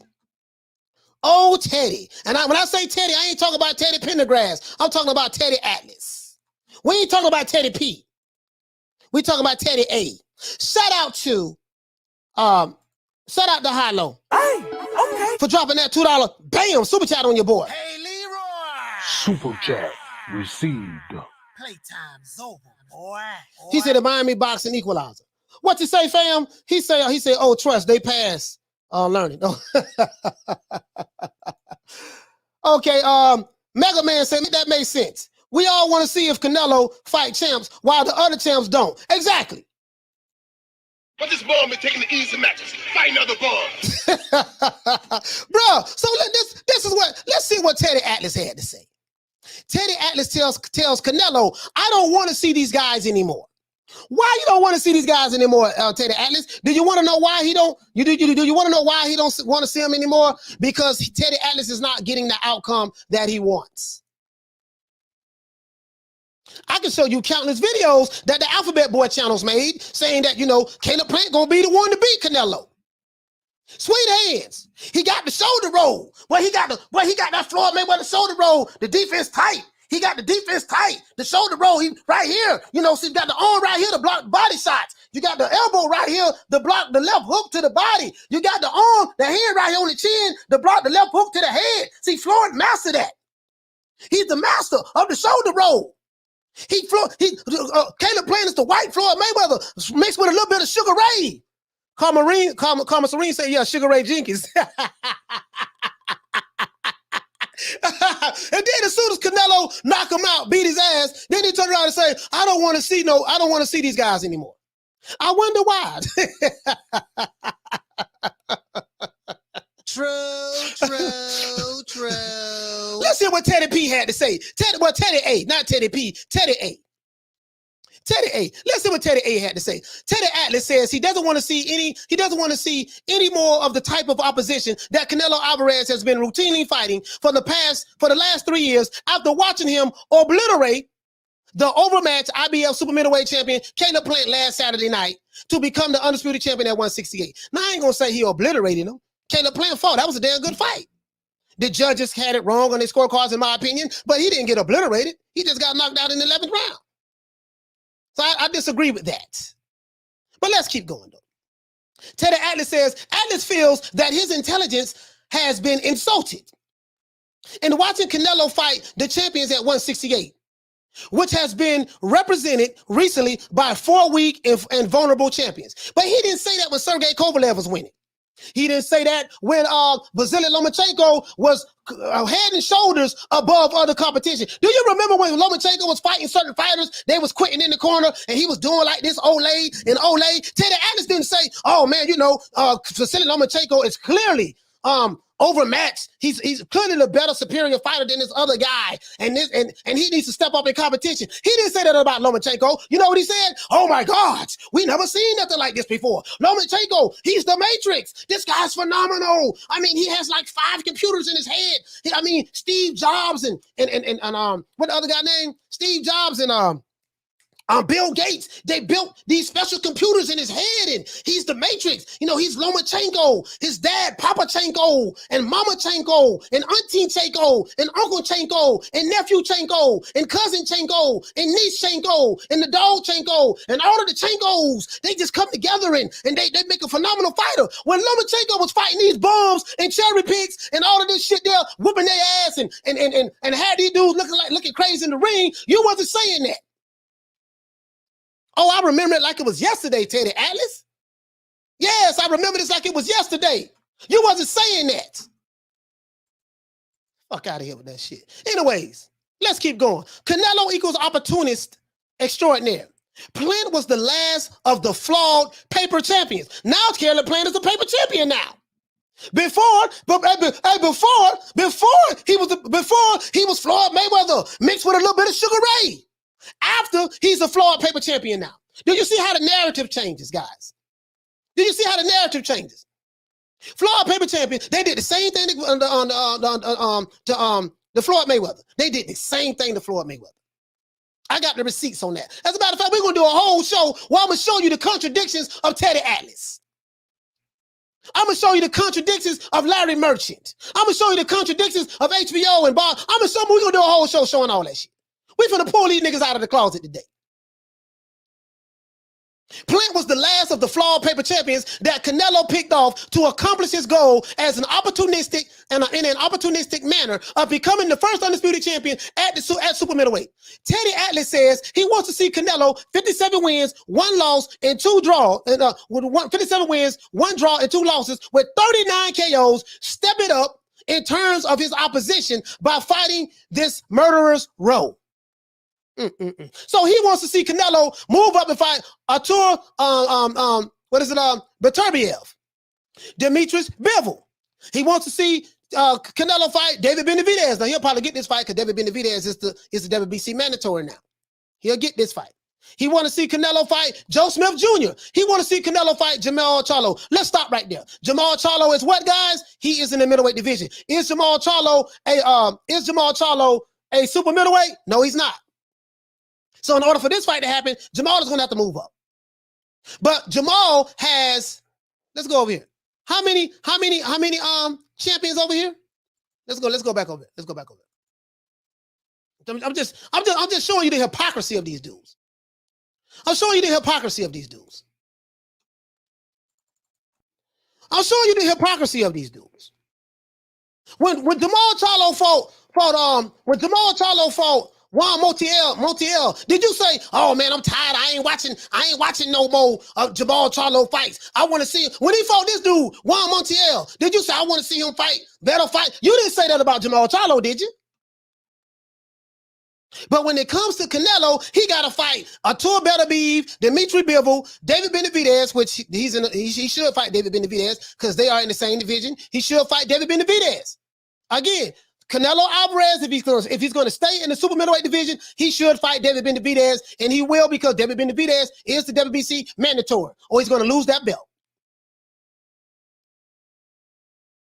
Joe Smith Jr., Jamal Charlo. So Artur Beterbiev, Demetrius Bivol, and Joe Smith Jr.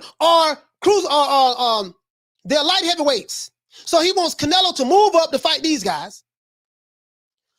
fight this guy that's as in this division right now, David Benavidez, and then wait for Jamal Charlo to move up to fight this guy.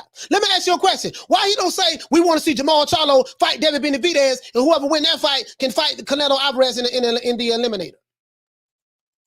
Why? Now, David Benavidez been calling out. Now, David Benavidez, he been calling out Caleb Plant when Caleb Plant was champion. I didn't hear Teddy Atlas say, I want to see Caleb Plant fight David Benavidez. He didn't say that. But when it comes to Canelo, he got to fight every goddamn body.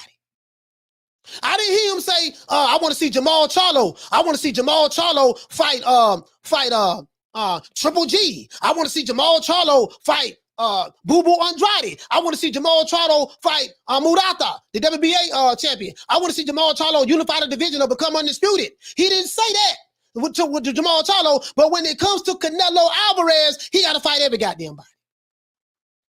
And he should fight everybody in his division. I agree with that. But these dudes not in this division. They did the same thing to Roy Jones Jr., guys. They did the same thing to Roy Jones Jr. I got the receipts. So surprisingly, Canelo didn't elect to fight any of those fighters independently without being dragged into the fights, kicking and screaming. Unfortunately for Atlas, Canelo likely won't fight any of those guys in his next fight. It is believed that he's going to throw a bone to soon to be 40-year-old Triple G to make the zone happy and please the boxing public that has been calling for him to take this fight ever since his controversial win in 2018. So basically, everyone that from what they're saying in this article has been calling for Canelo to fight Triple G again in the third fight because they felt like that he really didn't win one of those fights or two of those fights. They want to see it again. So now they're building. So this is what they're doing. They're building an excuse already.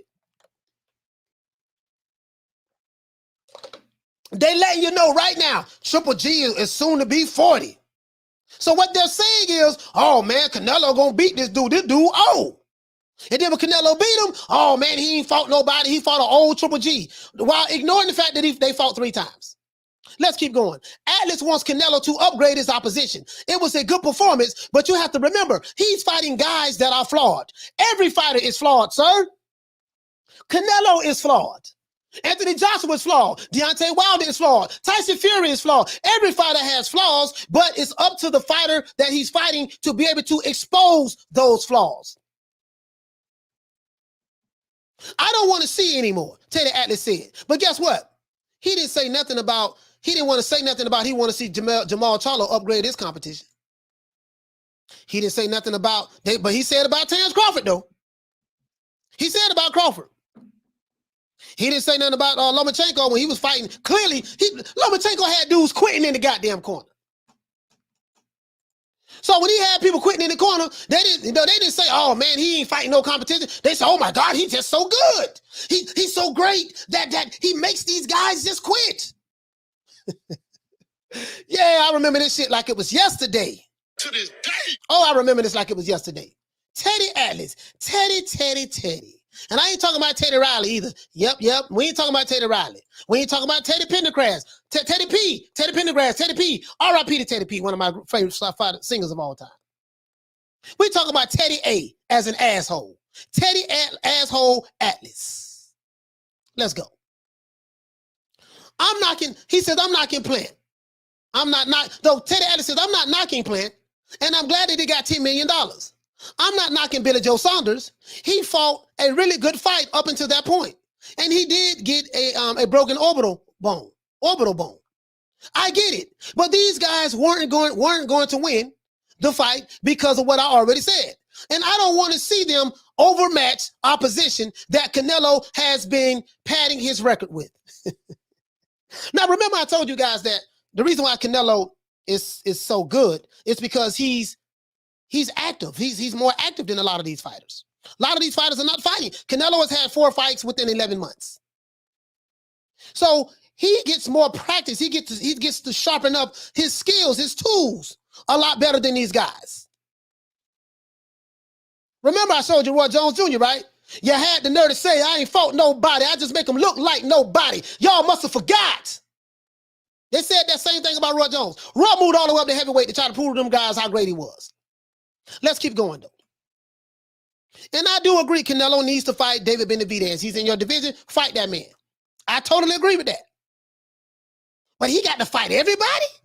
He got to fight, better be, well, guess what? Better be even Bivol, Beterbiev, and listen, this one don't make no goddamn sense to me. Beterbiev and Bivol is in the same goddamn division. Why these two are not coming together to fight each other to become unified? Beterbiev has 2 belts in the light heavyweight division. Bivol has 1 belt. Both of them from Mother Russia. Why the 2 Russians won't get together to fight each other to see who can win that fight? And then they go fight the other guy who got the other belt, Joe Smith Jr., to see who can become undisputed. Why do we ain't pushing for that fight? We waiting on one goddamn man, Canelo. One goddamn man. All of these goddamn champions and everybody in boxing waiting on this one guy. For what? Boxing is bigger than this one guy. He said, I get it, but these guys weren't going to win anyways. He said, I don't want to see those fighters anymore. And they, meaning Team Canelo, can keep doing, can keep doing that to complete his unbelievable contract he signed with the Zone for $350 million or whatever it is. So basically what he's saying is, he says, Canelo cashing these checks for $40-50 million. Sounds like he's jealous to me, right? I don't want to see them. I don't want to see them no more. I don't. I want to see guys with enough talent to have a chance in my mind to say he's got a chance because he has enough talent and enough ability. Guess what, guys? As I said before, you had the nerve to say I ain't fought nobody. I just make him look like nobody. Y'all must have forgot. Everybody is the one that's gonna beat him until they fight him. When Floyd Mayweather was the boxer, all of these other dudes was the one that was gonna beat Floyd until they fought Floyd. When Roy Jones was the fighter, all of these dudes was the one that was gonna expose Roy Jones until they fought Roy Jones. Yeah, Marvin Hagler, same thing. Yeah. I remember like it was yesterday.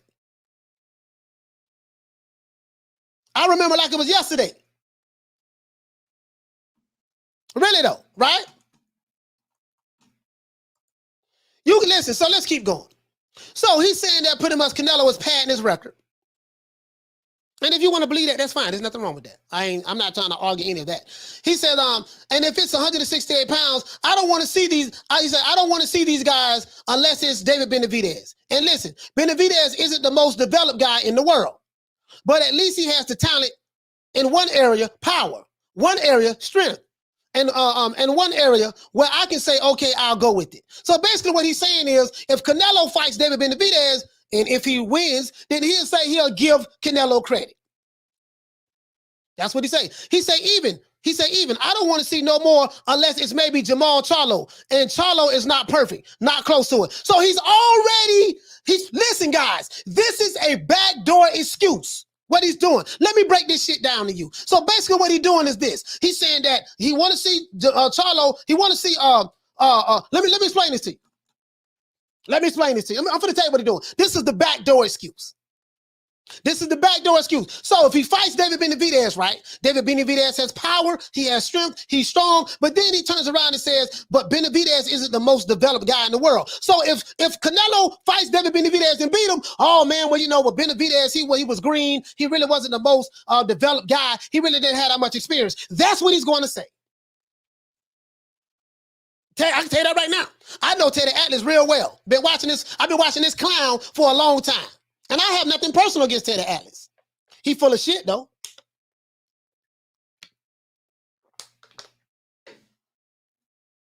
He said, I don't want to see no more unless it's Jermell Charlo. Let me ask you a question, guys. Jamal Charlo. Why is Jamal Charlo not fighting the other champion in his division? Why Jamal Charlo is not being held to the same standard that Teddy Atlas is holding Canelo Alvarez to?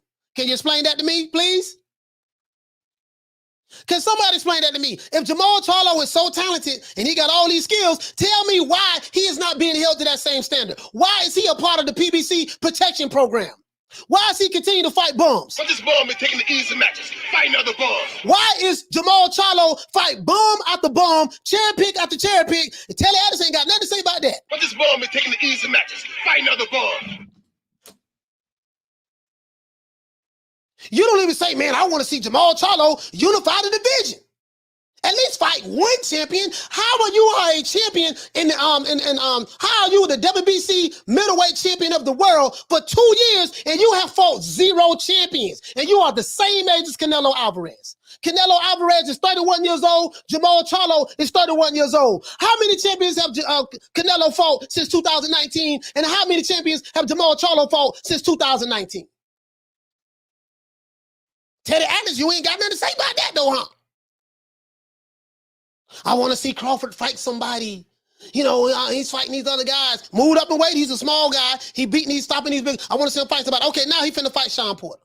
When he beat Sean Porter, guess what they gonna say? Oh man, you know, Sean, and you know, well, he was focusing on commentating, and Sean, you know, he ain't been the same since Errol beat him, and you know, and Sean, well, you know, he ain't fought. Well, we want to see him fight Errol Spence. Okay.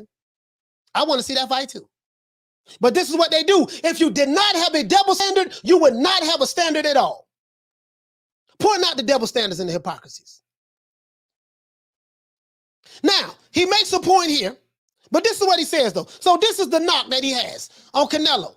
He said it's hard. He said it's hard to believe the zone gave Canelo such a massive contract without having some say-so in the quality of opposition that he would be facing.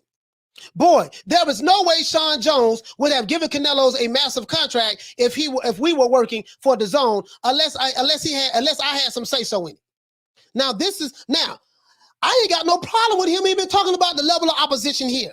The problem that I have is when it comes to these other champions in boxing, he don't keep that same energy. Yeah.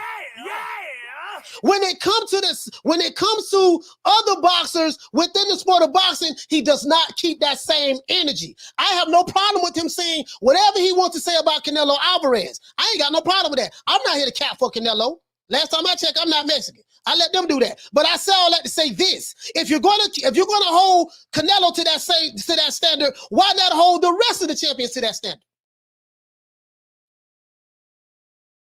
And how in the hell is Vasily Lomachenko pound for better than Teofimo Lopez when Teofimo Lopez beat Lomachenko ass? That go your bias right there, Teddy. Yep. And I ain't talking about Teddy Riley, and we not talking about Teddy Pendergrass. We talking about Teddy asshole Atlas. True. Car ain't got no roof. Teddy Atlas, huh? So let's look at Canelo's opposition. Rocky Fielding. I got to laugh at that one. Daniel Jacobs. This was not a cherry pick. Daniel Jacobs is a damn good fighter. Sergey Kovalev. The Crusher lasted 11 rounds. And I had the Crusher winning this fight just with the jab alone. Canelo got him out of there in 11.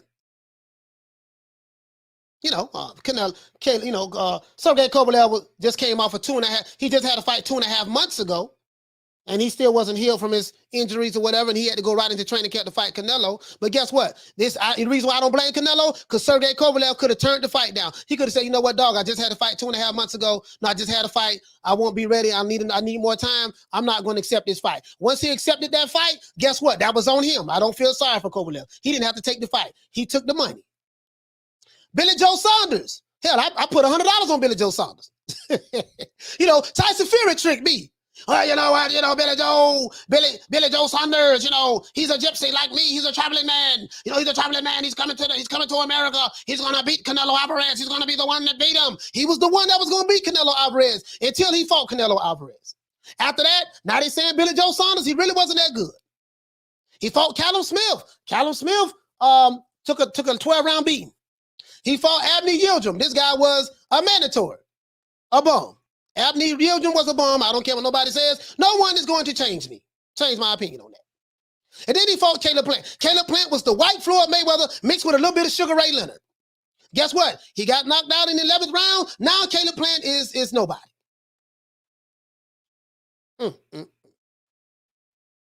So this is what Teddy Atlas say. Canelo should have fought these guys. Now look at this long-ass list of fighters. Look at this long-ass list of fighters. Bruh, please.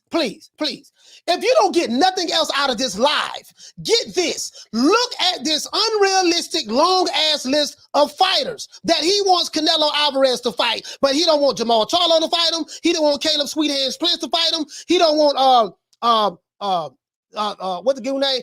Lomachenko to fight him. Any of those Eastern European fighters that he loves so much, he don't want none of them to fight him. But Canelo got to fight every goddamn body. Remember what I told you? Canelo got to fight, Canelo got to fight King Kong, Godzilla, Gamma Mothra, Voltron, the Destructicons, the Dinobots, Grimlock, Soundwave, Megatron, Optimus Prime, Bumblebee, the Powerpuff Girls. You know, he got to fight all of the characters from, he got to fight Vegeta, he got to fight Goku, Gohan, Frieza. And they got to be Super Saiyans when he fight them. He got to fight all these dudes. But guess what? He won't Canelo, he should fight David Benavidez, and I totally agree with that. They're in the same division. If he gonna be there, he should fight that man. But he got to move up and weight to fight what's his name? Better Beef, Beterbiev. So he got to move back up to fight Beterbiev. Then he got to move up. Then he got to fight Dimitri Bivol. But guess what? How come Dimitri Bivol and Beterbiev is in the same division? They not fighting each other. He don't keep that same energy. He don't keep that same energy. But Bivol and Beterbiev is in the same goddamn division, but he ain't saying, I want to see Beterbiev fight, step up in competition to fight somebody. Beterbiev is 16-0 with 16 knockouts. He need to fight Bivol. And Bivol has 18-0 or 19-0. He need to fight Beterbiev. He ain't keeping that same energy with him. But guess what? Canelo got to fight him, though. Then he want Canelo to fight Triple G again. Then he got to fight Joe Smith Jr. Joe Smith Jr. is light heavyweight. Triple G is middleweight. So he wants Gennady Golovkin to move up to super middleweight so Canelo can fight him. And then Canelo got to move up to light heavyweight so to fight Dimitri Bivol and Beterbiev. And then he got to fight Joe Smith Jr. as well. And then he want Canelo, I guess, to move down to lightweight, move down to middleweight. So this is what he want. This is what he want Canelo to do. This is what Teddy Atlas want Canelo to do. He want Canelo to stay at super middleweight and fight David Benavidez. Then he want him to move up to whichever order. Then he wanted to move up to light heavy to fight Beterbiev and Dimitri Bivol and Joe Smith Jr. Then he wanted to move down back to middleweight to fight Gennady Golovkin, Dimitri Andrade, Jamal Charlo, and Jermell Charlo. Then he wanted to fight Gilberto Ramirez. Then he wanted to move up to, I think, cruiserweight, light heavyweight, to fight Joshua Botsy. He got to fight Botsy. And then he wanted to, that's a light heavyweight. And then he wanted to fight, go to cruiserweight and fight Lawrence Okoye. I can't make this shit up. I can't make this shit up. I can't make this up. I can't make this up. You cannot, bruh. If they didn't have a double standard, they would not have a standard at all. Follow me on this. He got to fight all these goddamn people. Canelo got to fight all these goddamn people. But let me ask you a question. Who does Beterbiev and Bivol have to fight? Shout out to Shadow Ghost. Hey, okay. For dropping that $2. Bam! Super chat on your boy. Hey, Leroy. Super chat received. Playtime's over, boy. He said they want Canelo to be in third place at once. Brother Howard, listen. Listen. They did the same thing to Floyd Mayweather Jr. when he was boxing. They did the same thing to Roy Jones when he was boxing. They did the same thing to Andre Ward. They're doing it to Terrence Crawford right now. They do it with Anthony Joshua, even though Anthony Joshua has the best resume in the heavyweight division. He's fought more number one contenders than anybody because he was the unified champion. They're doing it to Canelo Alvarez. So they're not discriminating, they're going across the board. But boy, when it come to Vasily Lomachenko, Triple G, what the dude name? Gennady Golovkin. You know, I remember it like it was yesterday. Lomachenko, he the Matrix until Teofimo beat his ass. When Teofimo beat his ass, they mad at Teofimo right now for beating Lomachenko.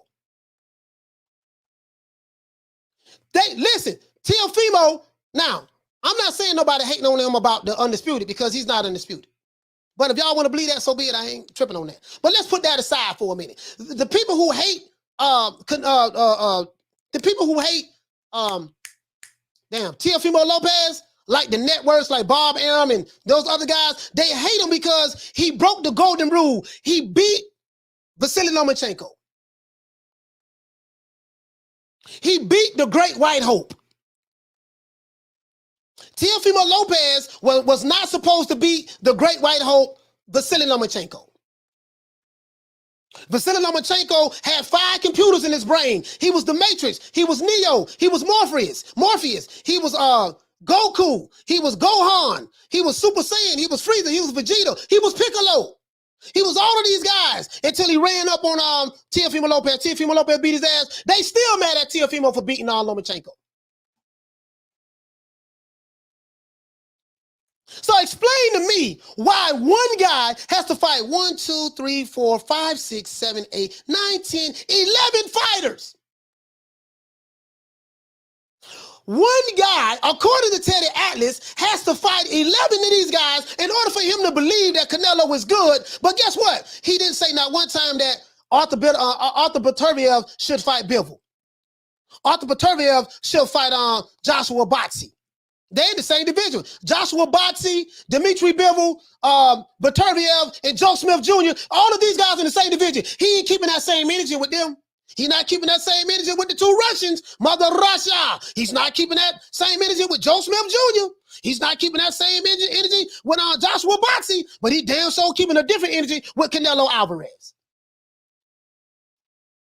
He got to fight all these people. He got to move up he got to move up the cruiserweight to fight Lawrence Okoli. This dude is a cruiserweight. Canelo got to move up to fight this dude. Then when he move up to there, he got to come down to light heavyweight, and he got to fight Beterbiev, he got to fight Beterbiev, Bivol, Joe Smith Jr., and Boxey. And then when he finished that, he got to come back down to super middleweight, and he got to fight David Benavidez. Or he may fight David Benavidez first, right? And then he got to go down to middleweight and fight Gennady Golovkin. He got to fight Jamal Charlo and wait for Jermell Charlo to move up so he can fight him too. Fight Gilberto Ramirez as well. Let me ask you a question. Who the hell does Jamal Charlo have to fight then? Who does Jamal Charlo have to fight, guys? Who does Demetrius Andre got to fight? Who does Triple G got to fight? What about Boxing? Who do he have to fight? What about Lawrence Okoli? Who does he have to fight? One dude got to fight every goddamn body, but you ain't keeping that same energy with your favorite fighters. And guess what? Teddy Atlas represents a lot of you boxing fans who are fanboys out there. You PBC ass kissers, you remind me of Teddy Atlas because you want other fighters to fight King Kong, Godzilla, Gamma Rock, Mothra, Megatron, Optimus Prime, the Constructicons, the Dinobots, the Powerpuff Girls, Goku, Gohan, Vegeta, Frieza, Kid Buu, Majin Buu. You want them to fight all these goddamn people, but when it comes to your fighter, he ain't got to fight nobody. He ain't got no Twitter followers. I got more Instagram followers than you. He don't deserve the right. He got to earn the right to fight my favorite fighter. You put your favorite fighter in protective custody. And let me tell you something. And this right here is what Teddy Atlas is doing. He's putting these guys in protective custody. So the burden to fight all of the champions is on Canelo Alvarez, but the burden for these other champions to fight each other or these other guys to fight each other is not on these guys. If you didn't have a double standard, you would not have a standard at all. So Teddy Atlas, sir, I got to call you out for your bullshit. One guy, Canelo Alvarez, is one fighter. What about the rest of these goddamn champions? What about the rest of these champions? Well, okay. So who they gonna fight? So cruiserweight, y'all just listen. Cruiserweight, Canelo got to move up and fight this guy, Okoye. Well, why Okoye ain't fighting any of these other champions? I think he's supposed to, but let's move on. Okay, now I want to get off this guy. So guess what? Canelo got to go up here to fight this guy. Well, shit, he might well say Canelo need to move up to fight Anthony Joshua. He need to fight Oleksandr Usyk. He might as well. Shit. So since Canelo is fighting more than any fighter in boxing, anyways, out of the top guys in boxing, who fights more than Canelo Alvarez? When I say top, I'm not talking about the young. I'm not talking about the Boots Ennis and the Virgil Ortiz. I'm not talking about the young fighters. I'm talking about the creme de la creme, the upper echelon of boxing fighters in boxing. Who fights more than Canelo Alvarez? Zero. I give you a hint, 00, none of them. So they're not required to fight each other, but Canelo is required, according to Teddy Atlas, he got to fight all these goddamn guys. Nigga, please. To this day. Shout out to Puro Sur Central for dropping that quarter of a bam dub on your boy. Hey, Leroy. Super chat received. Playtime's over, boy. He said, no, F that. He got to be undisputed at light heavyweight, cruiserweight, and heavyweight. If not, Nello is just a hype job.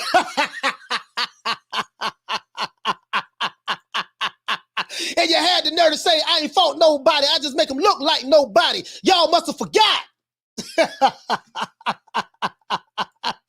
out to Shadow Ghost. For dropping that quarter of a bam dub on your boy. Hey, Leroy. Super chat received. Playtime's over, boy. He said next they're going to say Canelo got to go bare knuckle and clean them out too. Bro, I'm trying to tell you, dog. None of these other fighters have listen, they don't keep that same energy with the other fighters. He say sound like Canelo is gainfully employed. Coach Malachi, listen. All I'm asking is this. This is what I'm asking, dog. Right, a big round of finger. This is what I'm asking. Why does one fighter have to fight everybody, but the other fighters don't have to fight nobody? Please, anybody can help me out. I'm not the smartest guy in the world, guys, but my GED education tells me something about this shit don't make no sense. One guy has to fight everybody, but the other champions ain't got to fight nobody. So this guy said, Canelo got to find the cure for cancer or else he's a bum. And let me ask you a question. If you say, well, Canelo's been cherry picking, he's been fighting bums, okay. My rebuttal to that is this. I won't even have no argument with you on that if that's what you want to run with. But if he's been fighting bums, who in the hell has Jamal Charlo been fighting? Okay. Who in the hell Demetrius Andre has been fighting? Okay. Who in the hell has Joe Smith Jr. been fighting? Okay. Who in the hell has David Benavidez been fighting? Okay. We ain't gonna talk about Jermell Charlo. Jermell Charlo been fighting champions. Who in the hell Triple G been fighting lately? Okay. So if you're gonna say that, you got to keep that same energy with everybody on this goddamn list. That's all I'm saying. Keep that same energy with everybody on the list. But you're not gonna do that. You want to know why? Because it does not fit the I hate Canelo narrative, and I get it. They hated Tyson when he was fighting. No, I ain't gonna know it. No, they love Tyson. No, they love Tyson. Yeah, Tyson had a lot of Tyson had video games, and yeah, they love Tyson. Tyson was a product of the machine. He was a good fighter, but it was some fights he had that people threw fights. I hate to say it, he was my favorite heavyweight of that era, but it was some people who just took one hit and just went down, and I got receipts on that shit too. Tyson lost to all of the top champions. Lennox beat his ass. Holyfield whooped him twice. He quit in his last fight. So this is facts. This is my guy. I love Mike, but this is facts. They did it to Pernell Whitaker. Pernell Whitaker was fighting killers. They did it to Marvin Hagler. Hagler fought everybody because he was the champion for 7 years or 7.5 years, something like that. Hagler ain't ran for no goddamn body. We need you to move up. Hagler ain't moving up nowhere. I'm a middleweight champion. Motherfucker want to fight me, let them move up and fight me and show me they can beat me. They did it to Roy Jones. I'm going to prove it to you. Let's go over here. I'm going to prove it to you guys. I don't want you guys thinking I'm capping. And then we're going to wrap this up. Then I'm going to set some calls and we're going to wrap it up. Let's see, Roy Jones. Set some calls.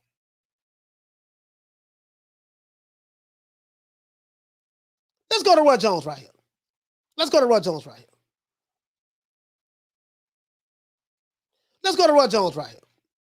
Pulling up Roy right now. Prove you guys something.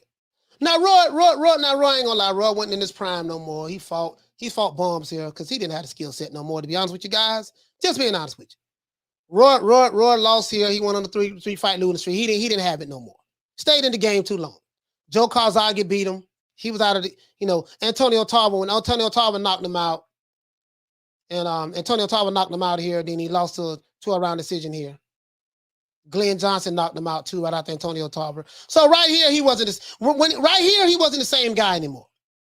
When Roy Jones moved up to junior, he moved up to heavyweight to fight John Ruiz. He became the WBA Heavyweight Champion. The same belt that Trevor Bryan holds right now. Now, you say, well, goddamn, what all this got to do with what we saying today, Coach? Everything. Check this shit out. Let's go down. Let's go down. Roy Jones came in the game. Let's go down. Roy Jones came in the game. I think he came in 1988. 1989, Roy Jones. Out of Pensacola, Florida. Florida boy. Florida boy. Roy Jones. Let's see.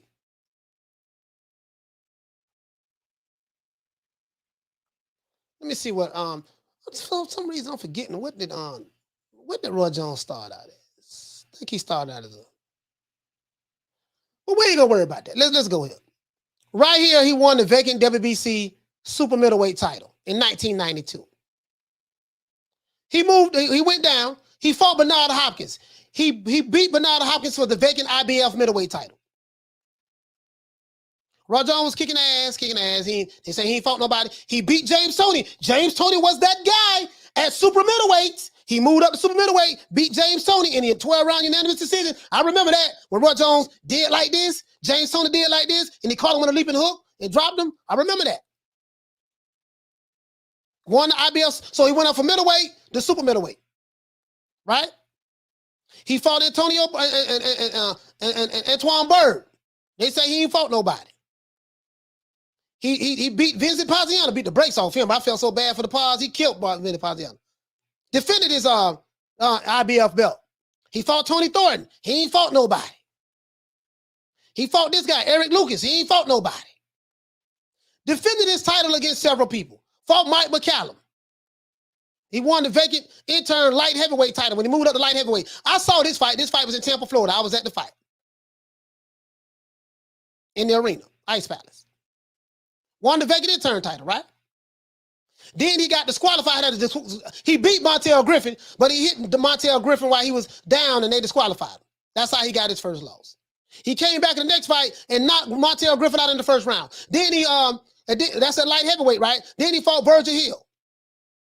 Hurt him, broke him down with a body shot. When it started from middleweight, moved up to light heavyweight. You know why he kept moving up? Because they kept saying he ain't fought nobody. Same shit they said to Canelo Alvarez. Canelo Alvarez been moved up away. They kept saying that he ain't fought nobody. This is what they said about Roy Jones. He defended his light heavyweight titles. They say he ain't fought nobody. Light heavyweight. Right? He had a whole bunch of fights light heavyweight. Moved up. Let's see. Super light heavyweight title. He kept fighting that light heavyweight, right? You see this here. Light heavy, right? Let's keep going. Let's keep going. Let's see, I want to make sure. Make sure we still at light heavy. Make sure we still at light. I'm trying to see. Where's that fight at? Where's it at? Light heavyweight title, right? Moved up. And then from there, he went and fought Andy Ruiz. No, he fought John Ruiz. He won the heavyweight title. He won the heavyweight title. He fought John Ruiz. They were saying Roy wasn't fighting nobody because when he was beating these dudes, he made them look like nobody. So he moved up the heavyweight. And then when he fought John Ruiz at the heavyweight, they said, oh man, but John Ruiz really wasn't that good. That ain't really no accomplishment. He's supposed to fight Lennox Lewis or Mike Tyson. That's what they said. Or Evander Holyfield, you ain't really fought. You fought John Ruiz. Oh my God. Then he had to move back down and then the light heavyweight, lose all that weight to fight Antonio Tarver. So this is what they want Canelo to do. That's what they want Canelo to do.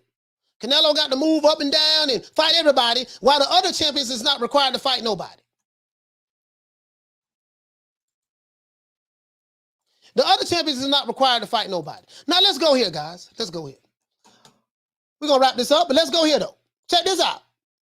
This right here, guys, is a list of the fights that we have left. This is the list of the fights that we have left, guys. Check this out. Here is a list of all of the major fights scheduled to take place this year and the results of the biggest boxing fights this year that happened, right? So this is what we have left. On November the 13th at Sheffield Stadium, we have Kid Gallahan versus Kiko Martinez for the IBF featherweight title. This is what we have left on the fight schedule, guys. We have Terry Harper versus Alicia. I don't know how to say her last name, for the WBA Super Featherweight title. I think this is a female fight. 2 women fighting, right? November the 13th, we have David Benavidez versus Kyron Davis, super middleweight. Whoever wins, if David Benavidez can win, he will be fighting Canelo. He's next in line for the WBC strap. Right? But this ball been taking the easy matches. Fight another ball. Sorry about that, guys.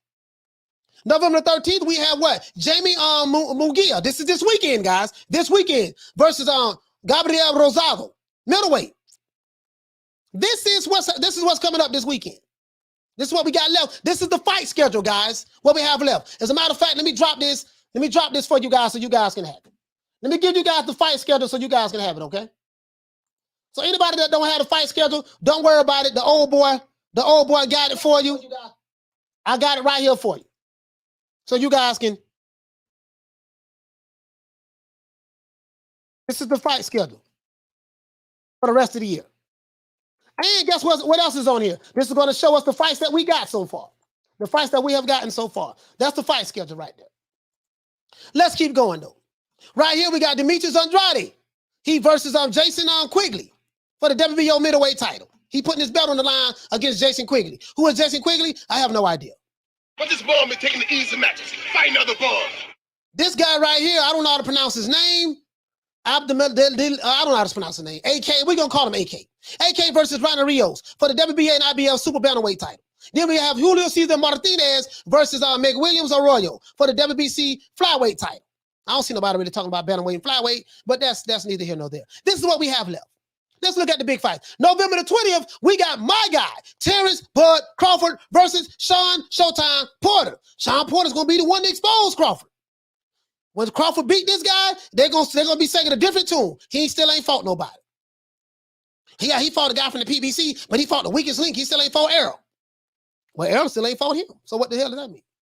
But that's what they're going to say. But that's neither here nor there. Let's keep moving. Now, then we got November the 27th. We have Teofimo Lopez, the undisputed champion of the world. The undisputed lightweight champion of the world, according to him and his dad.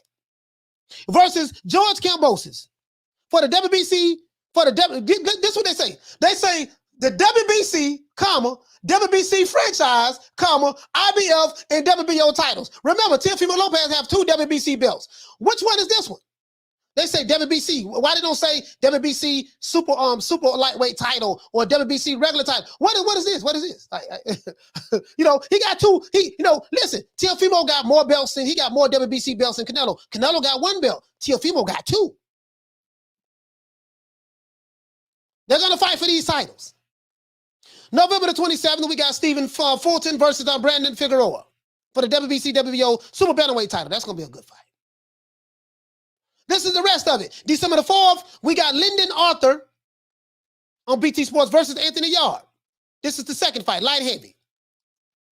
Hamza Shiraz versus Bradley Skeet. Super welterweight title. 2 super welterweight match, right? December the 4th, we got Devin Haney versus Jojo Diaz. This is the major fight here. Devin Haney versus Jojo Diaz. When Devin Haney beats Jojo Diaz, they're gonna say, "Oh, he ain't impressive. He ain't fought nobody." Jojo was outmatched. Gervonta Tank Davis on December the 5th. He fights who? Isaac Cruz. This is the Mexican Mike Tyson, according to Leonard Ellaby. Josh Taylor ain't nobody. Teofimo Lopez ain't nobody. Devin Haney ain't nobody. But Isaac Cruz is somebody. Tank Davis, he ain't got to fight Teofimo Lopez. He ain't got to fight Devin Haney. He ain't got to fight Vasily Lomachenko. He ain't got to fight those dudes. They don't deserve the right to fight him. But Canelo got to fight everybody. Tank ain't got to fight nobody, but Canelo got to fight everybody.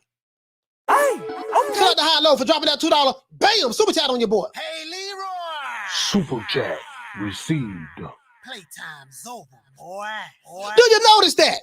You don't hear Teddy Atlas saying, "I want to see Tank Davis fight Lomachenko. I want to see Tank Davis fight, Teofimo Lopez and Devin Haney and fight those and Richard Comey and Nakatani." No, but guess what? Canelo got to fight every goddamn body. Canelo, according to Teddy Atlas, Canelo got to fight David Benavidez, Gilberto Ramirez, Artur Beterbiev, Demetrius Bivol, Gennady Golovkin for the third time, Joe Smith Jr. So he got to fight a light heavyweight,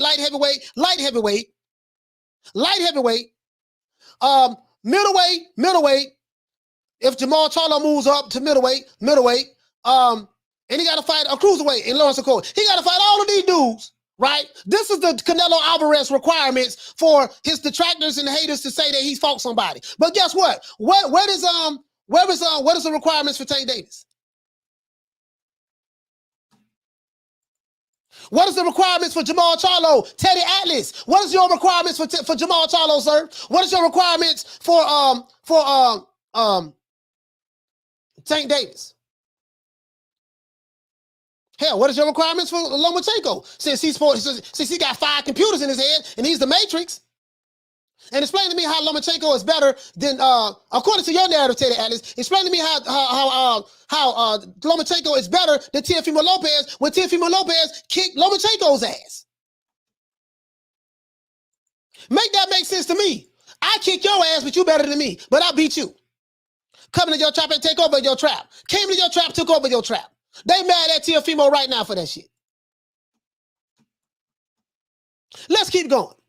December 11th, guys, Clarissa Shields, she fights somebody named Emma Kozin for the WBA, WBC, IBF middleweight titles. Savannah Marshall versus opponent to be announced. Savannah Marshall Savannah Marshall versus opponent to be announced. I don't know who she's going to fight. Vasily Lomachenko versus Richard Coleman. This is going to be a good fight. This is going to be a good fight. If you're new to the channel, please subscribe, hit the like button. If you're new to the channel, please subscribe, hit the like button for the old boy. Then we have Nonito Donaire versus Raymond Gaballo for the WBC bantamweight title. That's going to be a good fight too. So this is the fight schedule, guys. We got this dude Inoue from Japan versus Arian Depayan. If this guy's as good as you guys say he is, he need to be moving up in weight. They got him pound for pound. His ass need to be moving up in weight. We gonna keep that same energy. If Canelo got to fight everybody, this dude need to be moving up in weight, fighting everybody. Beterbiev versus Marcus Brown. That's gonna be a good fight. Beterbiev versus Marcus Brown. That's not a cherry pick fight. That's a good fight. So I ain't mad about this fight right here. And Beterbiev has 2 belts. I ain't mad about this fight right here. Joseph Parker versus Derek Chisora, December the 18th. Joshua Boxey versus Maxim. What's his name? Volev or Low Silver. I don't know how to say his goddamn name. I have trouble saying these Eastern European names. This is gonna be a good fight. Boxey, that's gonna be a good fight. So I ain't complaining about that fight. Oh, and then guess what? In Tampa, Florida, we got Jake Paul versus Tommy Fury. Oh, I know y'all happy to see that fight. And they fight at the catchweight. Beterbiev versus Marcus Brown is gonna be a damn good fight. Boy, I'm anxious to see that fight. But I know but the fight of the year, guys, is going to be Jake Paul versus Tommy Fury at 192-pound catchweight. I know y'all excited to see that fight, huh? No, you're excited to see that fight. Oh, well, I'll be real good from now on, Mr. Cates. Jake Paul versus Tommy Fury. That's going to be the fight of the year. Oh, and then we got my main man, my guy, Josh Taylor. He's supposed to fight his mandatory. He fight Jack Catterall. It got postponed until February 26th. He's fighting for his. He is the undisputed champion. He's putting all his belts on the line. And this is what we got so far this year, guys. January the 2nd, we got Ryan Garcia. He stopped Luke Campbell with a body shot. That was a good fight, right? Stephen Fulton versus these are the fights that we got this year. We had Caleb Plant versus Caleb Truax. Caleb Sweet Hands Plant. Floyd Mayweather mixed with a little bit of Sugar Ray. He had that. So Caleb Plant fought twice this year. And he landed the bag in the second fight against Canelo Alvarez. And absolutely, dog. Absolutely. Proud of him. Proud of Caleb Sweet Hands Plants for doing that. So we're going to give Caleb Sweet Hands a round of applause. He got his sweet ass planted in the ground, but he fought.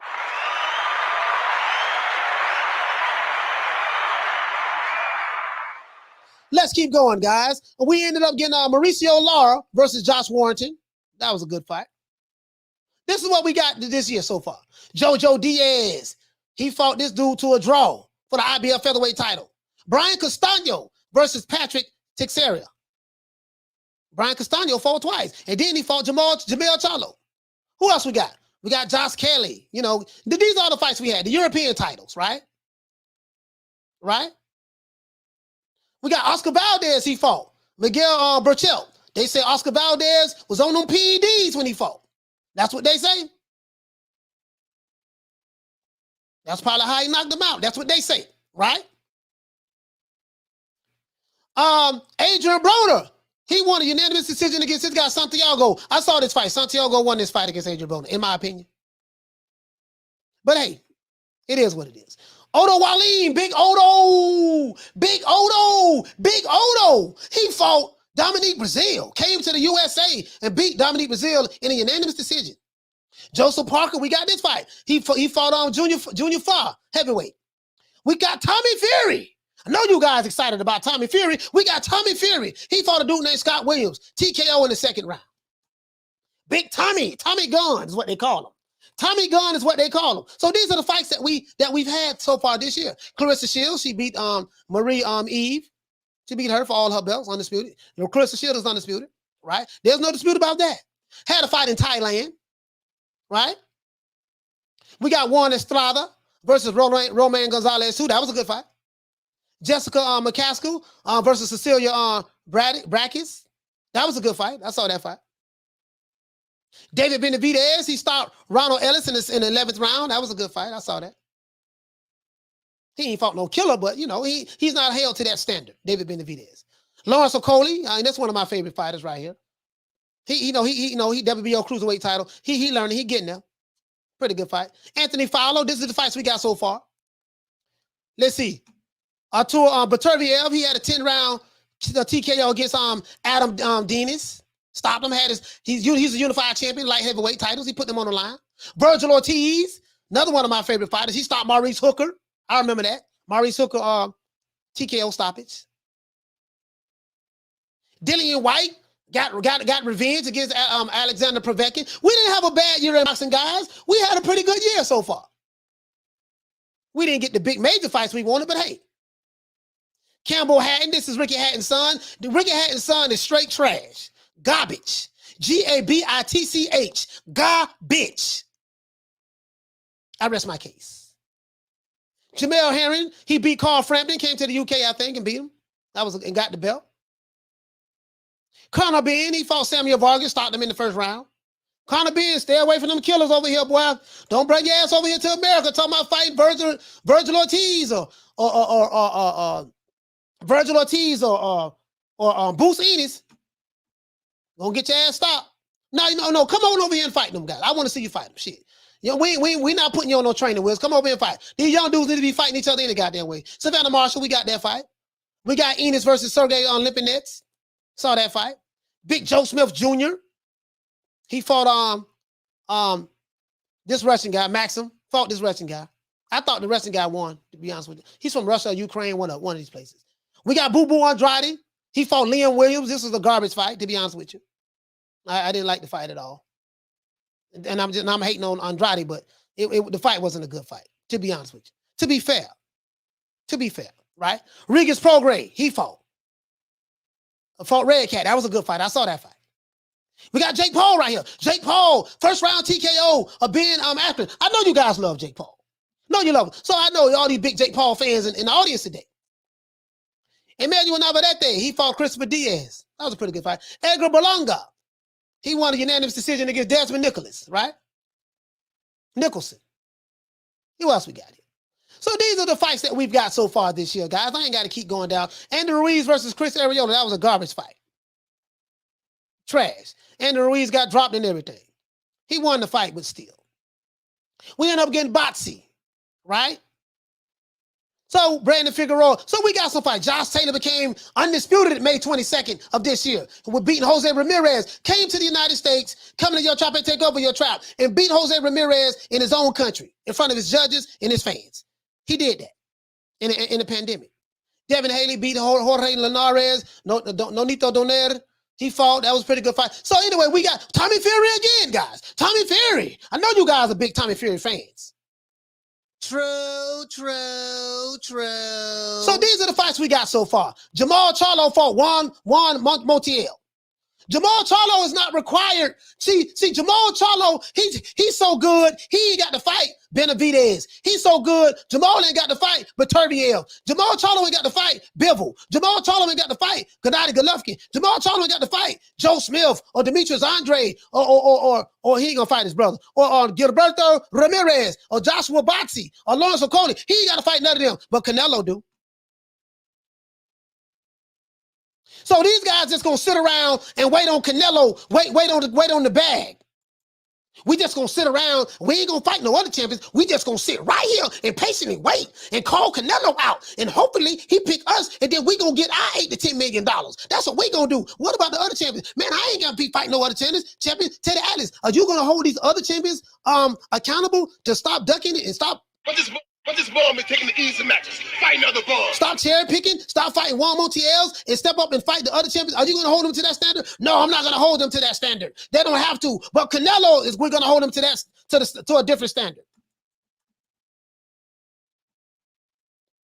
Are you going to hold Tank Davis accountable? Are you going to say, okay, now Tank Davis is a 135-pounder. He's a 3-weight division champion. He fought Mario Barrios. Is Tank Davis going to have to fight Teofimo Lopez? No, he ain't got to do that. We ain't going to hold him to that standard. Is Tank Davis going to have to fight Vasily Lomachenko? No, hell no. He can't fight the Matrix. He can't fight the Matrix. Is Tank Davis going to have to fight, what the other guys is?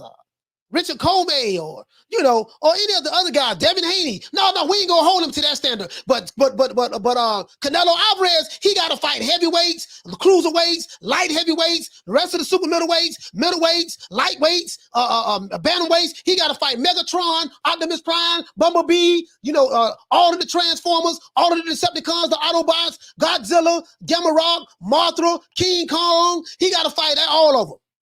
But Tank Davis and Jamal Charlo, they good. Lomachenko been fighting good competition, so I ain't got nothing bad to say about Lomachenko. But you get what I'm saying, guys. You see the bullshit? If you didn't have a double standard, Teddy Atlas, you and people who think like you and these fight fans who put their fighters in protective custody, if you didn't have a double standard, you wouldn't have a standard at all. So we got to call these guys out, right? Guys, it was my intentions on taking calls today. We'll take a few calls because I got to keep my word on that. Y'all hit the old boy up, man. If you want to talk, I don't want to keep you guys long. We're going to keep the show going for about another 10 minutes. I'm going to take a few calls. Tomorrow, we're just going to have call-ins, okay? We're going to have call-ins tomorrow. 530-494-9636. 530-494. As a matter of fact, let me stop it from running. If you want to call it. Let me stop it from running. Hold on. Let's do this. Take this tick off. Call in right there. 530-494-9636. If you want to talk to the old boy, go ahead. I'm just saying, because we're going to wrap it up. I know I've been keeping you guys for a long time. If not, we can do it tomorrow. We can do the call-ins tomorrow. If you guys want to do the call-ins tomorrow, because the show went 30 minutes over. If you want to do the call-ins tomorrow, let me know. We can do it tomorrow. But you get what I'm saying, though. If these guys did not have a double standard, they would not have a standard at all. One guy, so we waiting on one guy. Canelo got to fight everybody, but Jamal Charlo ain't got to fight nobody. He can fight Juan Montiels and. But this ball been taking the easy matches. Fight another ball. Tank Davis can continue to fight the fighters he's fighting. But this ball been taking the easy matches. Fight another ball. Caleb Plant can fight Caleb Troxers and Vincent Fagan Butts and all of this. Caleb Plant ain't have to fight no goddamn body. He landed the bag. He fought Canelo and he got beat, and that's it. Teddy Atlas, you mad at Canelo, but you ain't mad at these other dudes. The number is pasted right here, 530-594. This is the number right here. Call in, 530-494-9636. That's the number. It's on the screen. The number is on the screen. The number is on the screen. If you're new to the channel, please subscribe, hit the like button. Have I made my case today, guys? Have I pointed out the hypocrisy? Let me know if you guys agree with me in the chat. We'll do it tomorrow because the show ran kind of long. So we'll do the call-ins tomorrow, guys, because the show ran kind of long. Shout out to my brother, man, KQKC, man. Shout out to my brother, man. Hey, let's get an old boy a round of applause.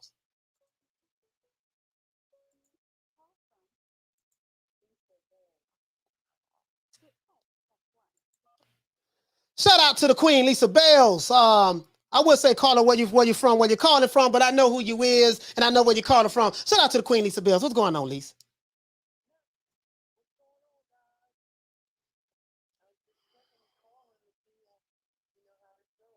Oh, yeah. You know, I'm gonna start accepting calls pretty much every day. Listen, let's give KQKC a round of applause. Man, use a sap. Oh, wrong sound effect, my brother. Wrong sound effect.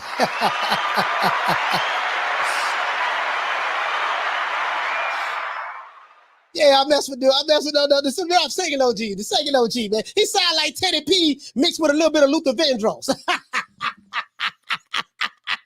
Sound like Teddy P mixed with a little bit of Luther. Hold on, let me see. Can I turn you up? Say something, Lisa. Lisa. Yeah, hold on. Okay, I hear you. Can you guys hear Lisa now? He said he can't hear her. Can you hear her now? Give me a thumbs up if you can hear Lisa. All right, let me see if they give me a thumbs up. If you can hear her, say something, Lisa. Okay, cool. Yeah, I can hear you good. They should be able to hear you. But Lisa, what you think about that? And he said they saying they can't hear you.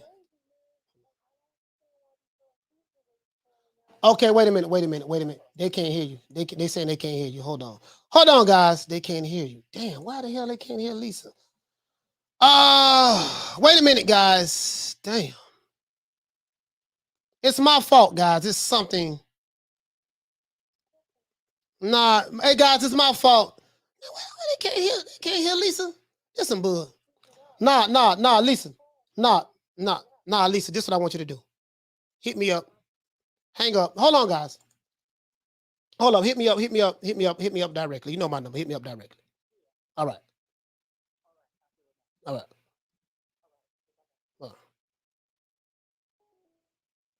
Hold on, guys.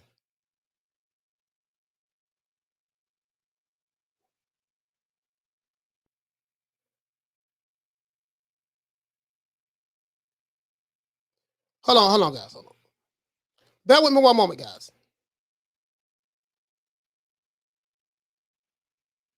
Hold on, Lisa. Hold on. Hold on, Lisa. Hold on, guys. See something. All right, Lisa, say something. Yeah. All right. Hey, can you guys hear Lisa now? I'm only hearing in one ear though.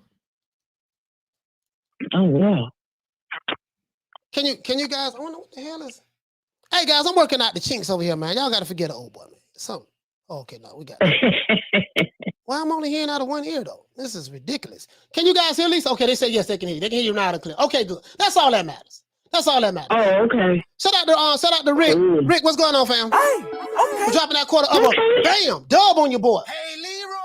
Super Hey, chat Leroy. received. Playtime's over. Hey, I got to get it together over here, man. Y'all forgive me, man. This is my first time doing this, man. Sorry about that. It's okay. But anyways, man. Yeah. I'm trying to figure out why they call it the cruiserweights. I was like, whoa. Bro, listen. All I'm saying, Lisa, is this. Okay, if you say Canelo ain't fought nobody, he fought Bones. Okay, I ain't got a problem with that. If that's how you feel, okay. But my problem is, why is he held to a different standard than Tank Davis, Jamal Charlo, Triple G, all these other guys who are champions? He is one fighter. Right. For argument's sake, tell you whatever you say about him, fine. Tell me why you don't keep that same standard to your fighters, to the PBC fighters or the DAZN fighters or the other top ranked fighters or whatever. Why this one guy, he got to fight heavyweights, cruiserweights, light heavyweights, super middleweights, junior middleweights, welterweights, flyweights, bantamweights, bridgerweights. Why he got to fight every goddamn body? That's crazy. Hey, Triple G don't want to fight Andrade. I saw the video. Look, I saw the video. So okay, his current trainer, suggested that he fight him. That was a belt right there. They both on his own. Yeah. He want to fight him. Yeah. So we going over to Japan to unify with Murata. So it makes sense that if Charlo and Andrade unify, and then maybe who's ever the winner of the two one to come, fight for undisputed. That would be the sensible thing to do. I tell you what, the hell with it. The hell with it. Teofimo got 2 WBC belts. I got one. Mauricio Sulaiman sent me this belt. I got a belt right here. I got Floyd Mayweather right here. You see what I'm saying? I got Mike Tyson right here. Shit, who else I got? I got Muhammad Ali, the great Muhammad Ali right here. I have Manny Pacquiao right here. I got Roy Jones Jr., me and Roy Jones born the same day. And we have Jose Sulaiman, Mauricio Sulaiman's father. So I got a WBC belt. Tell Canelo Alvarez that if he want to prove to me that he is the best fighter in the world, he got to fight Coach Malachi Williams. Okay. I'm undisputed. Okay. Guess what? I am, let's see, Teofimo Lopez. If Teofimo Lopez is undisputed, I'm undisputed too. Guess what? I got the WBO title. I got the WBC title. Shit, I want all the smoke. Hold on. I even got the IBO. I got the IBO right here. I want that smoke. Tell Canelo stop ducking me. You see what I'm saying? Shit, Hey, I got the WBA right here. Yeah, tell Canelo that whatever you want to do, I'm with that. See what I'm saying? Shit, I ain't bullshitting around. And guess what? And I got the IBF too. So guess what? I got the IBF belt too. If Canelo wants some of the smoke, good. If Canelo don't want it, tell Jamal Charlo that, listen, I am undisputed. I am the undisputed shit-talking champion on YouTube, and I want the smoke. If he want my belts, tell him to come get my belts. Tell him I want all the smoke. Jamal Charlo, you've been ducking me. You've been fighting bums, taxi cab drivers, Uber drivers. Guess what? I got my belts. I'm putting my belts on the line. Tell Tank Davis,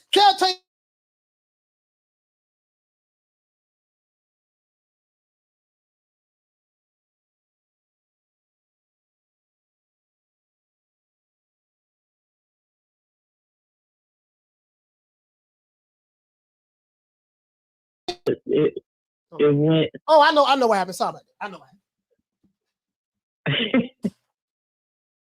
Coach, you a true techie. No, I know what happened.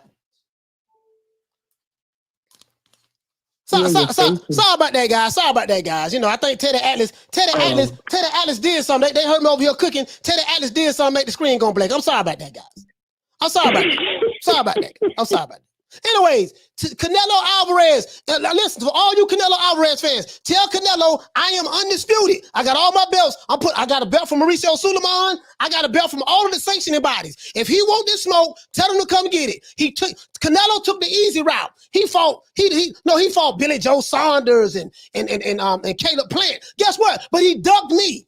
So tell Canelo, stop ducking me. Tell Jamal Charlo, stop fighting these bums. But this bomb is taking the easy matches. Fight another bomb. We don't want no more Juan Montiels. We want, listen, I'm going to give the people what they want. That's what we want. Mm-hmm. If you're new to the channel, please subscribe, hit the like button. Listen, guys, Lisa, I'm gonna wrap it up. I just wanted to see how it goes. I'm gonna get it right, guys. The phone calls. I promise you guys, I'm gonna get it right. All right, Lisa, anything you want to say? I'm gonna go back in the chat. Okay, go ahead. Just thanks for having me, and we just trying to tweak it out, so I'm glad I called. Okay, thank you so much, Lisa. Let's shout out to the Queen, Lisa Bells. Man, use us. Oh, wrong side effect. Anyways, you know how we do it, guys. We're gonna do the OJ Juman style, all right? We're gonna wrap it up, man. I'm gonna see you guys 3 o'clock Eastern Standard Time tomorrow. We're gonna have a damn good show today. Tomorrow gonna be fire. Tomorrow's gonna be fire. Because we're gonna talk about the big dogs in boxing. Oh, I got it. Tomorrow gonna be fine. And next week gonna be Terrence Crawford. I'm gonna talk about dog TC. I'm gonna talk about TC. But I ain't gonna cap for him. We don't do no capping. Not gonna do no capping for him, but in fights you pick who you like, right? Shout out to Rick for dropping that quarter of a bam dub on your boy. Hey, Leroy. Super chat received. Playtime's over, boy. He said, "Who's winning, Muggia or Rosado?" I don't know yet, man. That's a tough one for me. Yeah, you're gonna have to give me till Friday for me to give you my decision. Cause I'm going back and forth on this, dog. Hey, Rick, I'm going back and forth on this. I'm kind of like I'm in the pickle with that decision there, bro. He say, Coach, stay out the weed. Hey, Bless, shout out to the Queen Bless 365. Hey, man, shout out to the Queen Bless 365. All right, man, let's do this. Let's give everybody a shout out, man. OJ Juman style, man. OJ Juman style. OJ Juman. Let's do this. You know what? No. Let's do this. OJ Juman style, right? That's a lot of people in the chat, man. All right, anyway, let's start right here. Shout out to Kelly Boxing. Shout out to Dragon Leg. What up? Halim in the building. What's going on, Halim? Charles Stevens, Bruce Gold. Shout out to Kelly Malia. Shout out to Damian Wester. Shout out to Big Ronald Finkley. Shout out to the Queen Lisa Bell. Shout out to Boston George. Shout out to Paul Evans. Shout out to Johnny Blaze. Shout out to Rider of the Storm. Shout out to ADD. ADD, I guess AIDY. I don't know how to pronounce your name. I hope. Shout out to Jay Styles in the building. Shout out to Steve in the UK with the AK. Shout out to Anthony Evelyn. Shout out to the Boxing Plug. Shout out to my brother KQKC. And shout out to my brother, man, Blood Boxing and Boxing Retro and Documentary. Shout out to that brother, that man. Shout out to Sanal. Shout out to who else we have? Shout out to Bruce Gold. Shout out to Johnny Blaze. Pugilism. I forgot. I don't even know how to pronounce your name. This name right here, I don't know how to pronounce it. So Rune, I guess Rune. Shout out to Chinese Yoda. Shout out to my brother Jawan in the building, man. Jawan. Shout out to who else we have? Chinese Yoda, Ronald Finkley, Bruce Gold's in the building. Johnny Blaze, Puro Sur Central. Shout out to you, fam. Chin Smoke, Fight Fan 30. Or Fight Fan 30. Shout out to Rider of the Storm, my main man Philly Fly. Shout out to Bloody Knuckles. Shout out to who else we have? Shout out to I know what to do. Oh my God, I know what to do now. I know how I messed up with the phone calls now, guys. It just hit me. I know how I messed up the phone calls. Damn, I got it. Shout out to Sony Chiba. Shout out to I know how I messed up, guys. The weed kind of threw me off. I messed up. I know how I messed up, guys. Shout out to Arnold. Shout out to the Queen's Bless 365. Shout out to Renee Box Young. Shout out to Punch Perfect Boxing. Shout out to Irish Boxing Bro. Shout out to who else we have, man? Halim once again. Chain with Ice. Johnny Blaze. Jesse, what's going on, fam? Tito R, what's going on? Let's see who else we have. Javon Soto, what's up, my brother? Can't forget about Paul Evans and Ava. Shout out to Ava and Paul Evans. Shout out to Joe G. Valdez, what's happening? Shout out to Teddy Atlas as well. And shout out to Steve Kim. Shout out to Steve Kim of I forgot what is his podcast. Steve Kim and Mario Lopez listening to this podcast. I want to make sure I say it right. K9's Corner Podcast. K9's Corner Podcast with Steve Kim and Mario Lopez. Shout out to those guys over there. Shout out to Ed Shake Farm. Sorry about that. Shout out to Edwin Castillo. Shout out to Alex Garcia. Shout out to, let's see. Shout out to Yasir Hussein. Shout out to Julio Guzman. It's a lot of names, guys. A lot of names. Shout out to Falcon. Shout out to Joe Mills. Shout out to HLO. Shout out to the HLO Sportsman. Shout out to Ali Muhammad. Shout out to who else we have? Vato Loco, Matt Cedillo, Bless 365 once again. J Mine, Peter Von Arts, Kelly Boxing, Peter Von Arts once again. Let's see. Outlaw, what's going on, fam? Jeff Lucietta, Philly Fly, Mega Man, Javon Soto, Weapon X, Derek Curry, Outlaw, Professor Finn. Hey, okay. Who else we have, man? Billy Kidman. Who else we have, man? Got a lot of pugilism. What's going on, fam? Trying to wrap it up.